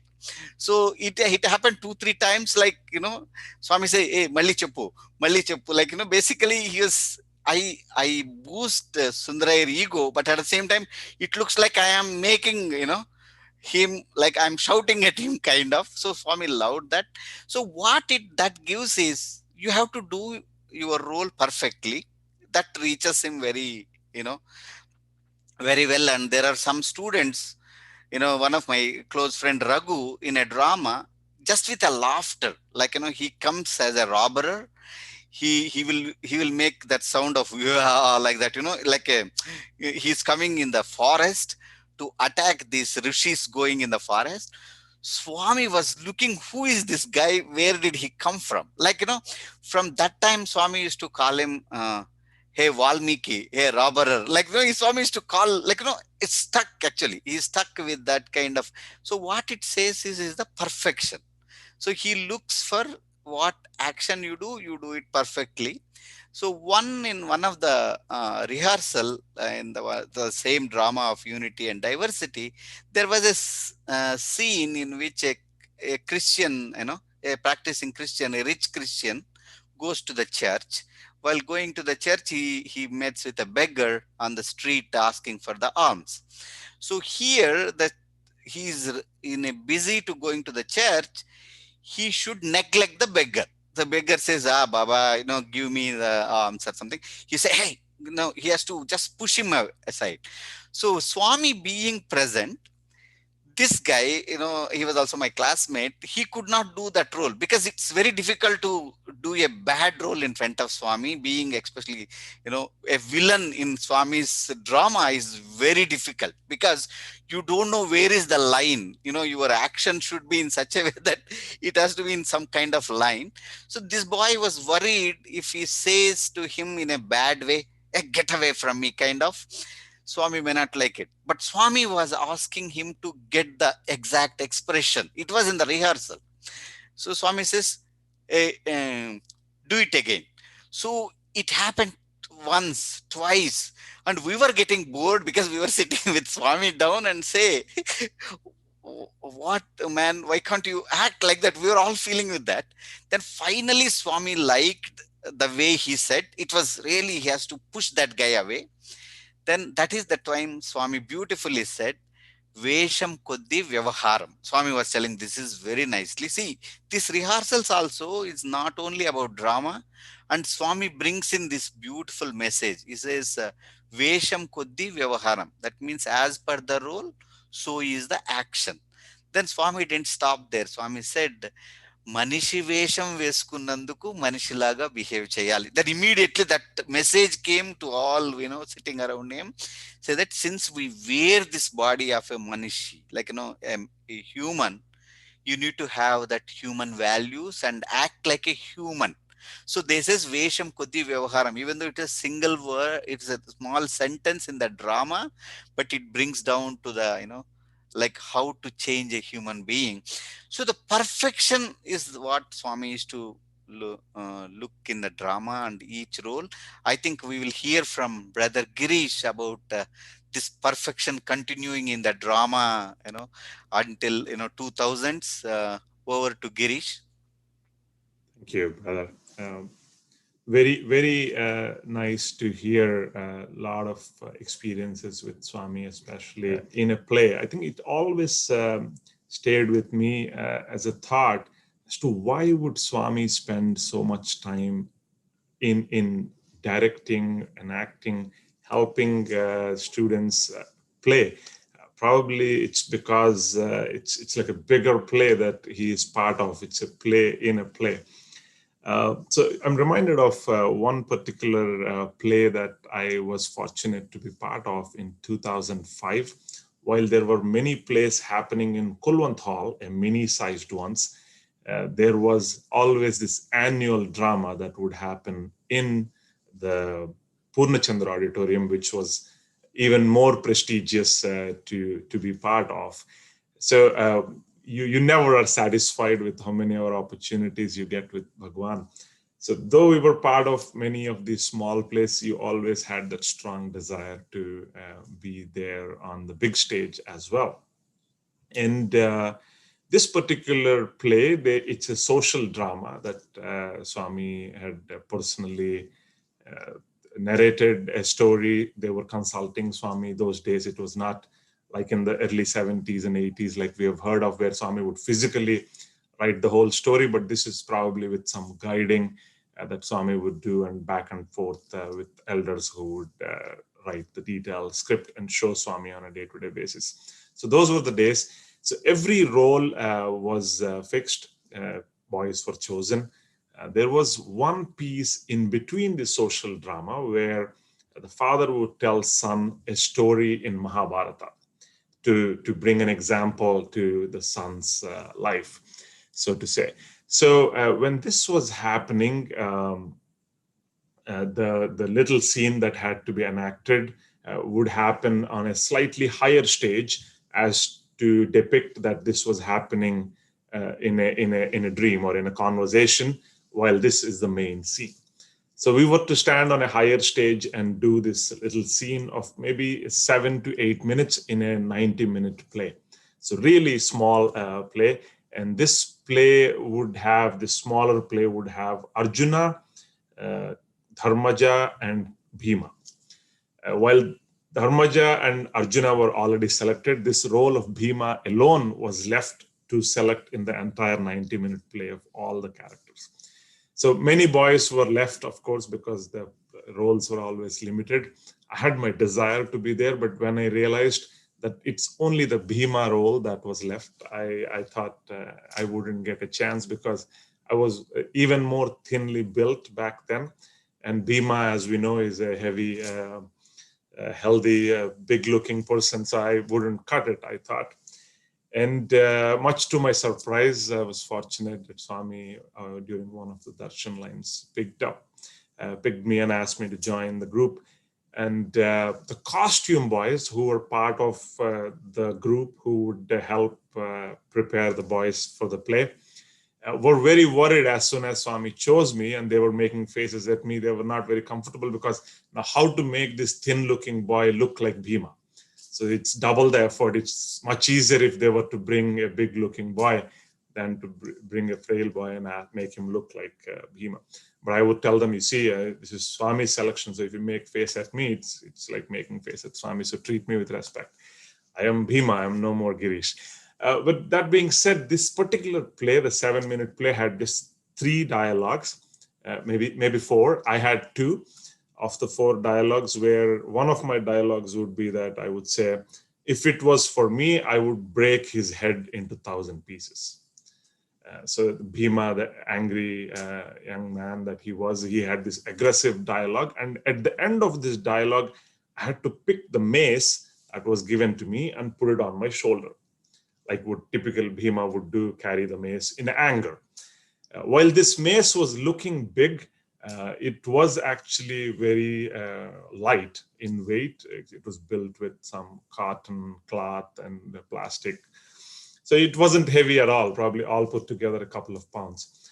And I had to focus on my dialogue, my expression, and also pick this at the end and put it on my shoulder.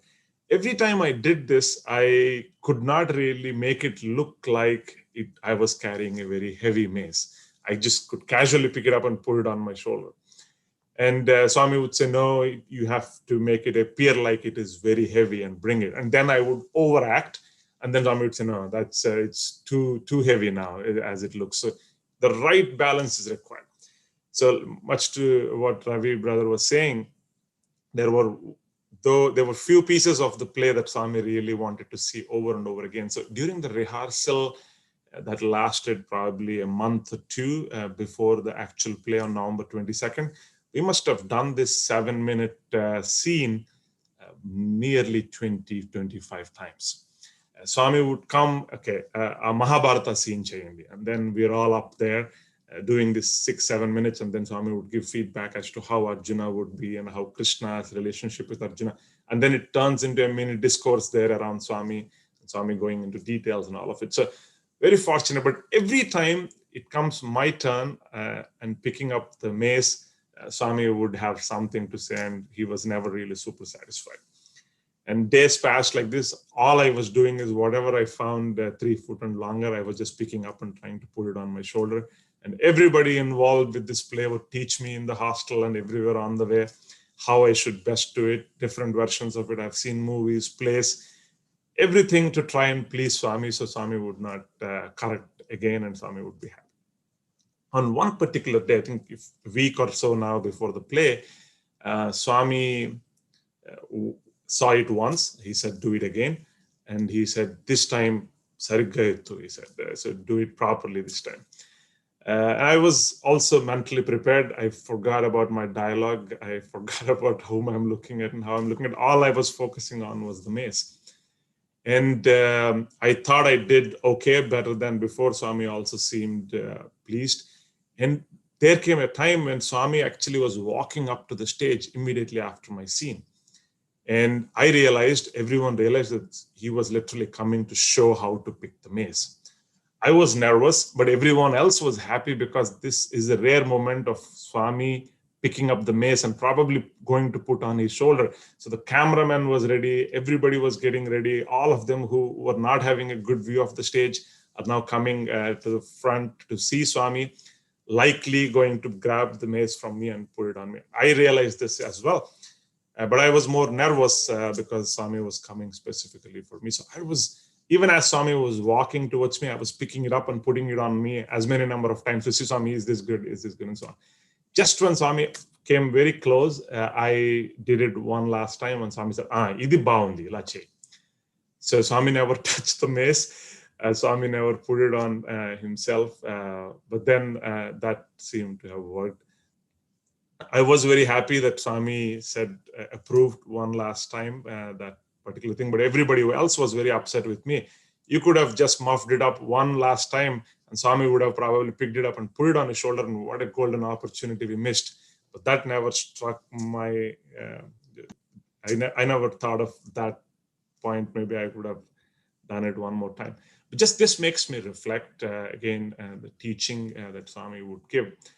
Is that if it's a play, a 90-minute play by some 20-year-old student in the massive plan that Bhagwan has for all of us, if he is spending so much physical effort and energy in trying to make it look perfect, that minutest detail that Swami would spend so much energy, even at a physical level, to make it all right, just imagine how much of expectation Bhagwan has on every minute action of all of us that we call ourselves Swami's devotee. I would just leave everyone with that thought to reflect, and we would automatically know what we must do with our mission in Swami's organization. Thank you. Sai Ram. Wonderful, Girish. Like I can imagine like being acting like a Bhima. See, I was a Krishna in one of the drama, and Swami came and showed how to, it's a Bhagavad Gita drama. Swami came to the Hillview Stadium and he showed how to stand. Like when you're teaching Bhagavad Gita, Swami said how to stand and how Krishna should stand and how Arjuna should be, with that sitting posture. And he saw to that we both were next to the chariot, because we had the chariot as well as the horses also played by some of the students. And Swami told those horses people not to move. Can you imagine when Krishna and Arjuna is talking, horses should not move? So he was looking for the perfect kind of this was in a rehearsal. When the final day came, horses didn't move, and I have to go and show the hand the way Swami said. See, and also that is the time Swami said, do you know what was the age of Krishna and Arjuna when they went to the war? Swami said Krishna was at 80 years and Arjuna was 75. I don't know whether this our age or that 75, I don't know whether it matches. And being math students who are trained by Dr. Gnanabhaskar, we were thinking what will be the age of Bhishma. This was coming back to hostel after Swami told Krishna and Arjuna age. We were thinking Bhishma must be minimum 120 years while going for the war. 120 years we are at war here in the earth actually, but at 120 years of Bhishma's life, he went as a he was the main commander in chief for the Kaurava army. And so these little things what Swami says puts us into a wonderful feeling of like what kind of things, like in that mythology, what we think as stories, they're not stories, because Swami has materialized some of those the rings and all they wore. So what it brings is Swami wants perfection. And also another beautiful point comes is, see, like he wants again and again same thing, even though it may be irritating for us, for the human beings, but he wants it. But if a child comes and again asking, we get irritated, isn't it? So, but it's not for him to see that again and correct it and make it perfect. I think that is the way Swami looks at it. Since we are getting almost close to the time, what I will request Brother Ravi, because he stayed beyond the student days, like after his MBA, he stayed back in the Parthi and served Swami in the hospital. So what do you say about the Swami who played with us, who came to the rehearsals, who perfected the dramas, and how that was, you could see in his perfection of the Sai mission? Maybe a few words on that, Ravi, would like to hear from you. Sure, that's a beautiful thought, Balu. And you're very right. Having stayed as a student and related to Bhagwan as a student, moving into the role of an employee and looking at Swami as the director of the organization, not only the director of the drama as I had been used to, but it was fascinating because two or three things really stood out. One is Bhagwan was able to play so many roles, and each role he played with perfection. So while he was telling us how to play the role of Narada or a musician or a singer or whatever, he in turn played these roles, managing the heads of the various organizations, communicating effectively with them. And in one of our meetings where we had hospital staff getting together with Swami brought out how he was able to play that role so well. And he said, they say that 50% of management is communication, but what they do not say is that 100% of communication is understanding. And it took me, I couldn't get it for a long time. And then as I think about it, because of you giving me this opportunity, that Bhagwan is such a great communicator. And I saw that repeat in multiple places. For instance, we had this cardiac symposium where we had 150 great surgeons from all over the world descend on Parthi. And when Swami was about to start the discourse, I was wondering, how is he going to hold these surgeons and others? And Bhagwan started by talking about cardiac surgery and about research on diets and how it is influencing the heart. The studies are influencing how people should have behavioral changes, lifestyle. And I was so amazed. And that's when it struck me that, 50% of management is communication, but 100% of communication is understanding. Swami was so attuned with the people around him, the context, the background, and he was able to deliver a message of value to them. So because we are running out of time, I will just say that Bhagwan was a director of not only dramas, He was the director of his many different institutions. But one thing that stood out when I looked at him as a director was his compassion in each of these roles that he was playing, irrespective of the nature of the project. So, because I was part of the hospital project where compassion, nursing care, health is always associated with compassion.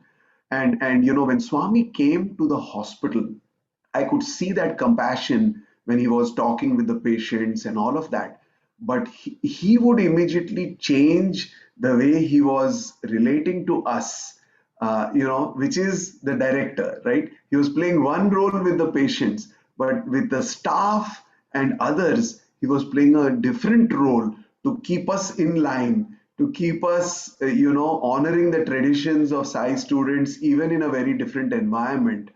And I just feel that we have been, given this opportunity as students and staff members to see him in these multiple roles, but always coming across with a focus on his mission.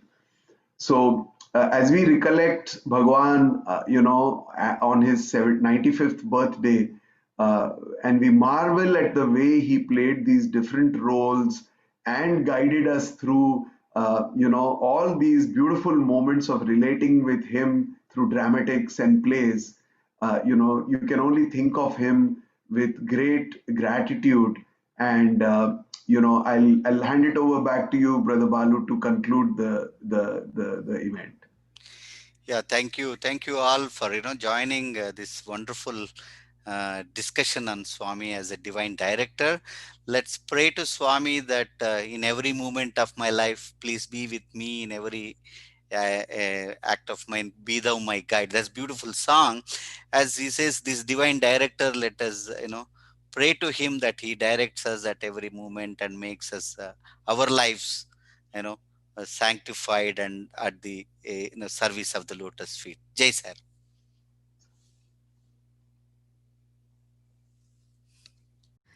Sairam, it is his blessing to be part of his 95th birthday.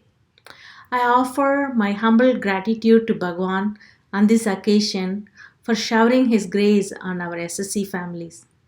Even though it is time to keep ourselves tied at home, SSC students use the extra time wisely. They were quite busy participating in various activities like at home service stitching masks, creating care cards for this pandemic, preparing articles, e journals, participating in regional and national SSC program, and online summer camps offered in different regions, sub-regions, at most 100% attendance in the classroom. There was a lot of learning happened for our teachers and parents too. Now they are tech savvy and more creative thanks to the virtual classroom. We had enrichment program at the national platform which connected all the teachers across the nation. Also, SSC had a monthly study circle nationwide which is part of ongoing enrichment program. The effort of having a parent group in each center is still ongoing. By Swami's grace, we will have a parent group in every center by the end of next year. I am sure you enjoyed the children's program Reflection and Expression under the theme Happiness is Union with God. We also want to offer a birthday edition of our Region 3 SSC newsletter, Children of Sai, at Lotus Feet of Bhagwan. The full edition will come to your email soon. Sairam.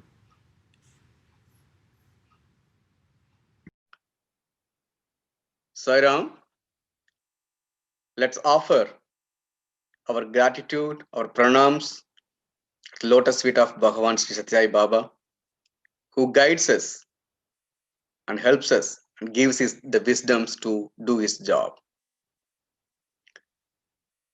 With that note, loving Sairam to all of you, and especially my service coordinators who tirelessly taking my reading my emails, messages in WhatsApp and calls, phone calls, various things. They worked at the central level, at the same time regional level, and also national projects, service project, they're working on it. And all the members, thank you so much for supporting your centers, coordinators, officers, and without your help, and we can't make Swamis happy. And let's all thank Swami for giving this wonderful opportunity for all of us. And I wanted to call out a couple of projects we worked on with various help from the central level. At the regional level, my loving officers also supported me very well on this project. Especially, I want to call out the Sai Cares. You know, we helped so many communities, so many peoples, but we basically wanted to see what our own brothers and sisters want to help. And there are some volunteers. They're basically waiting for your call every day, actually 24/7. I can tell you, they're legally waiting for your call, but who want to help you. So please use that opportunity. Don't hesitate. It can be any help. Okay, please pick up a phone and call, and they're happy to help you. And we have plenty of resources to help you also. And Bhagavan is there to help us. Second thing, I want to call out the Sai tutoring. Many centers already started taking this one and working very actively. And if you need any help in that area, don't hesitate to reach out to your center officer, or you can email me anytime. My first name, suburaj@gmail.com. Always I am available to take any help from you. And also I wanted to you help us also. And then the third project, and then which is still going on, we didn't stop one region, we didn't stop, and a couple of regions never stopped, is making the mask, face seals, and many things to support the local community they needed. And we have even helped across the countries also. South America, a couple of countries, we already mailed the masks, which is very needful. They're very thankful. And then there are many things to do. With that gratitude, I really wanted to thank you from my bottom of my heart, all the support and help, which is Bhagavan is happy. Okay, then note, Jai Sai Ram, let's do his work, more work. Service is the one makes us beautiful. Service is the one makes us joyful. Service is the one, it's give the ultimate goal of our liberations. Jai Sai Ram.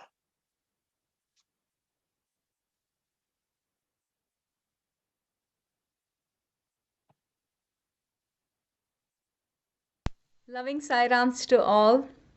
This has been such an unexpected year.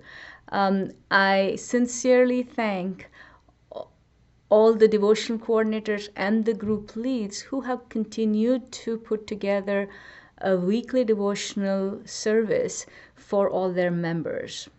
It is through you that devotees have continued to connect with our dear Lord Sai. Swami again has taught us in so many different ways that we need to adapt to the settings that are going on right now, right? But please, I implore you to stay close to him, to stay close to his lotus feet. If you take that one step, and it can be just 30 seconds, praying to him, looking at his picture, and offering your salutations at his lotus feet, in any form that you can, he will take those 100 steps towards you. He has all so lovingly included us in the Sai family, and you know that he will offer his love and protection all the time. Swami has also said that devotion is 24/7, 365 days a year, and however long each of our lifetime is. So please, fellow devotee, please stay connected to Swami, and his love and grace will be constantly bestowed upon you. I thank the AV team who has put together weekly offering. Their effort has been incredible. Such dedicated devotees from all across the region, from multiple centers, have come together to so lovingly present this offering of guest speakers, bhajan sessions, as well as special programs like this one to offer at his lotus feet. So thank you all. My most sincere gratitude to all of you to have dedicated and put forth so much work at his lotus feet. Thank you. The officers team has decided that yes, we'll continue to have at least 1 hour of devotional session every week. So please continue to support us with your viewership and also your feedback, so we may improve and bring forth to you programs that you will feel connected to. But most important of all, at Swami's lotus feet, I offer my sincere gratitude for even allowing us to put forth this program on a weekly basis. Swami, may our love and our service be always at your lotus feet. Happy birthday again, Swami. Jai Sai Ram. Loving Sairams to you all. Starting with Swami's video message, then Brother Harish's speech, updates from the regional officers, and an amazing sharing on the Divine Director by Sai Brothers. Everything together is a delicious prasadam offered at the Divine Lotus Feet of Swami for the 95th birthday celebrations. Swami was teaching the importance of perfection, punctuality, leadership, and also imparting morality and spirituality through these divine dramas. We are truly blessed. Sure, it's been the most challenging year for most of us. Normalcy has a different meaning now. Even weekly satsang seemed impossible at one time. It's only because of Swami's grace that we have been able to meet online every Sunday, participate in the retreats, Akhanda bhajans, and hear from a great variety of speakers. And now the birthday celebrations, everything from the comfort of our homes. Thanks to all the volunteers who make this possible week after week. And also thanks to all our members for your feedback. As you wished, the regional team will continue to host 1 hour devotional programs every Sunday for the remainder of the year, same place, same time. Once the new set of officers assume their roles in the new year, we'll make an assessment on our future course of action. May Swami bless you all with a lot of happiness and keep you healthy. Happy holidays and a very happy new year to you all. Please stay on for the devotional offering to follow next. Jai Sai Ram.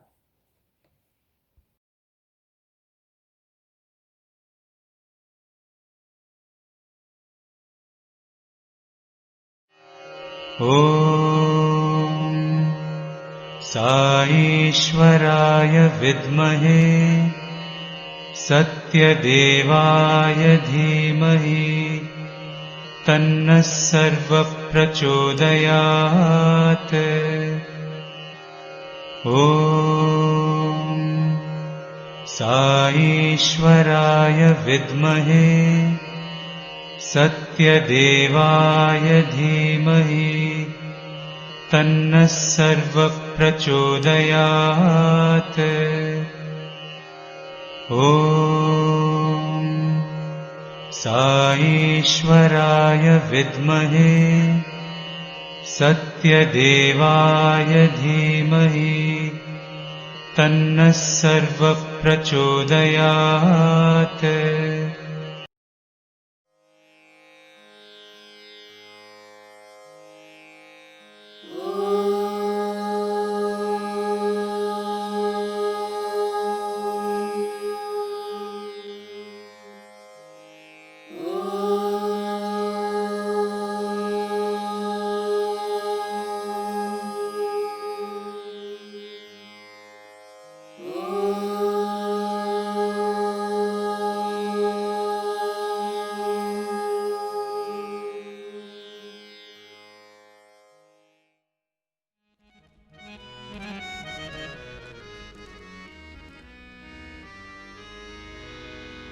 प्रथम वंदना गणनाता प्रथम वंदना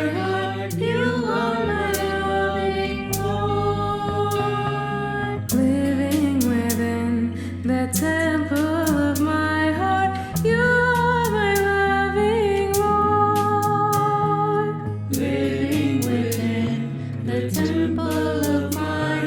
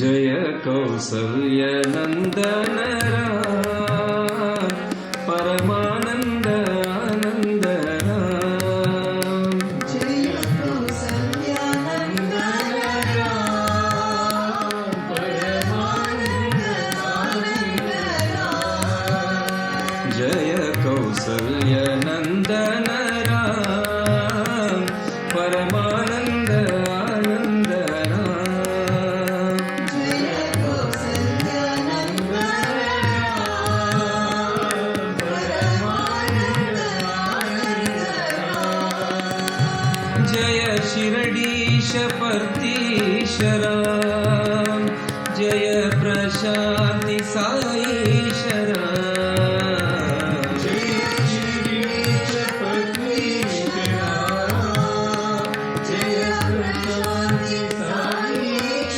राम जय शिरडीश परतीश राम जय प्रशान्ति साईश राम जय शिरीश परतीश राम जय प्रशान्ति साईश राम जय कौसल्यनन्दन राम परमानन्द आनन्द राम जय कौसल्यानन्दन राम परमानन्द आनन्द राम जय मंगल पावन नाम जय मंगल पावन नाम जय सुंदर वैदेही राम जय सुन्दर वैदेही राम जय मंगल पावन नाम जय मंगल पावन नाम जय सुंदर वैदेही राम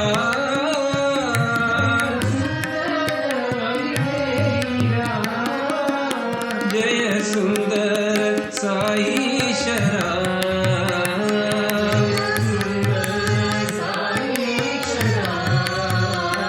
जय सुंदर साईश राम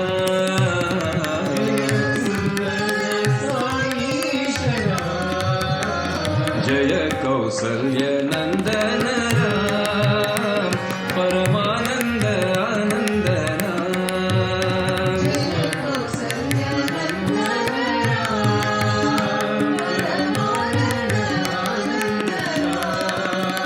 जय शिरडीश परतीश राम जय प्रशान्ति साईश राम जय शिरीश परतीश राम जय प्रशान्ति साईश राम जय मंगल पावन नाम मंगल पावन नाम जय सुंदर वैदेही राम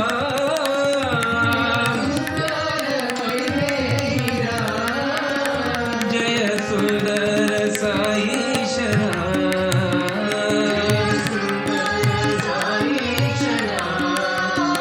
जय सुंदर साईश राम जय कौसल्य नन्दन राम परमानन्द आनन्द राम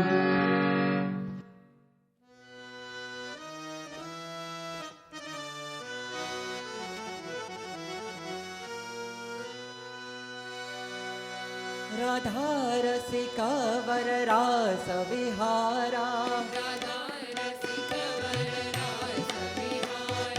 राधा रसिका वर रास विहारा राधा कृष्ण राधा कृष्ण राधा कृष्ण राधा कृष्ण राधा कृष्ण राधा कृष्ण राधा कृष्ण राधा कृष्ण रास विलोला रम्य सुचेला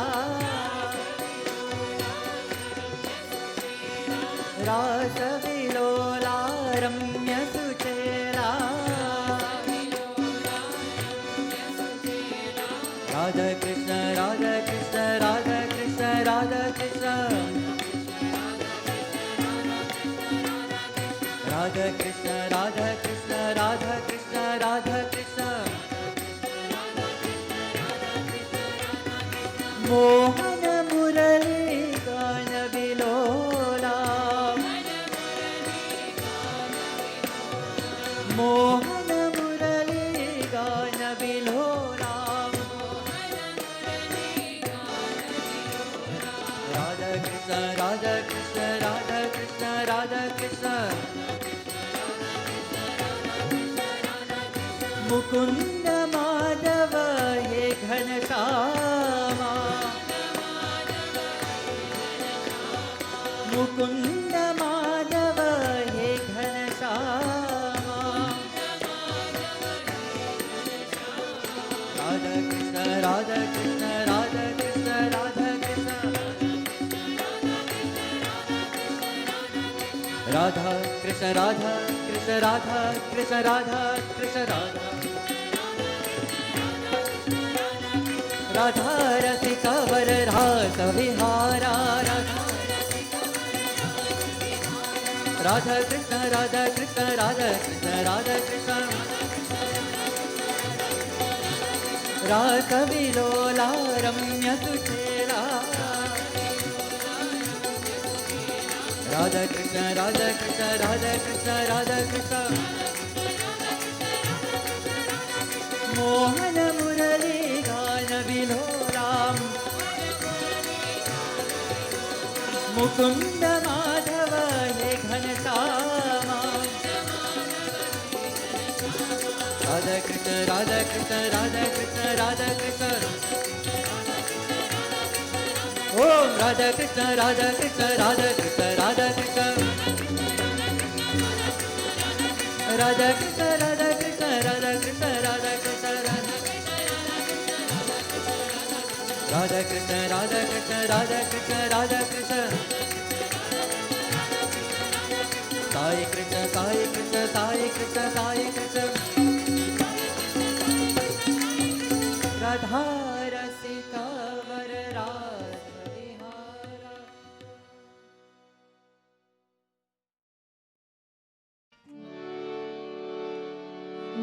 जय जगदीश हरे स्वामी सत्य साई हरे भक्त जना संरक्षक भक्त जना संरक्षक भक्ति महेश्वर ओम जय जगदीश हरे शिवदना श्रीकरा सर्वा प्राणपते स्वामी सर्वा प्राणपते आश्रित कल्याण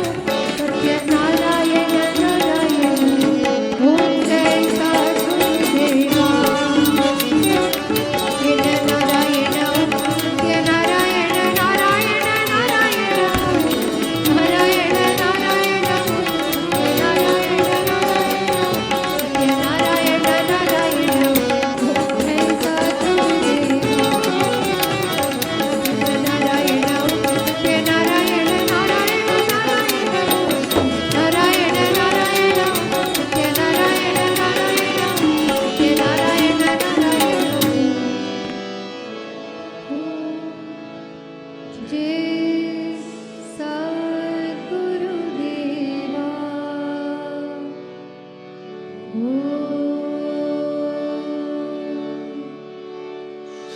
शांति शांति शांति समस्तलोका सुखिनो भवन्तु समस्तलोका सुखिनो भवन्तु समस्तलोका सुखिनो भवन्तु ॐ शान्ति शान्ति शान्तिः परमं पवित्रं भावाविभूतिं परमं विचित्रं लीलाविभूतिम्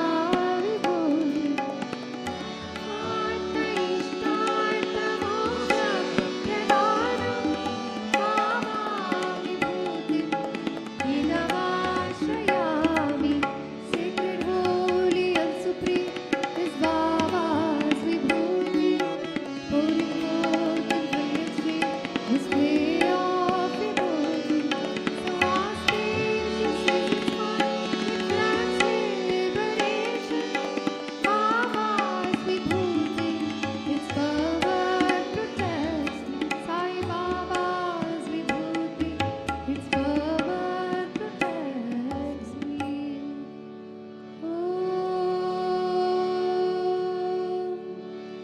Om.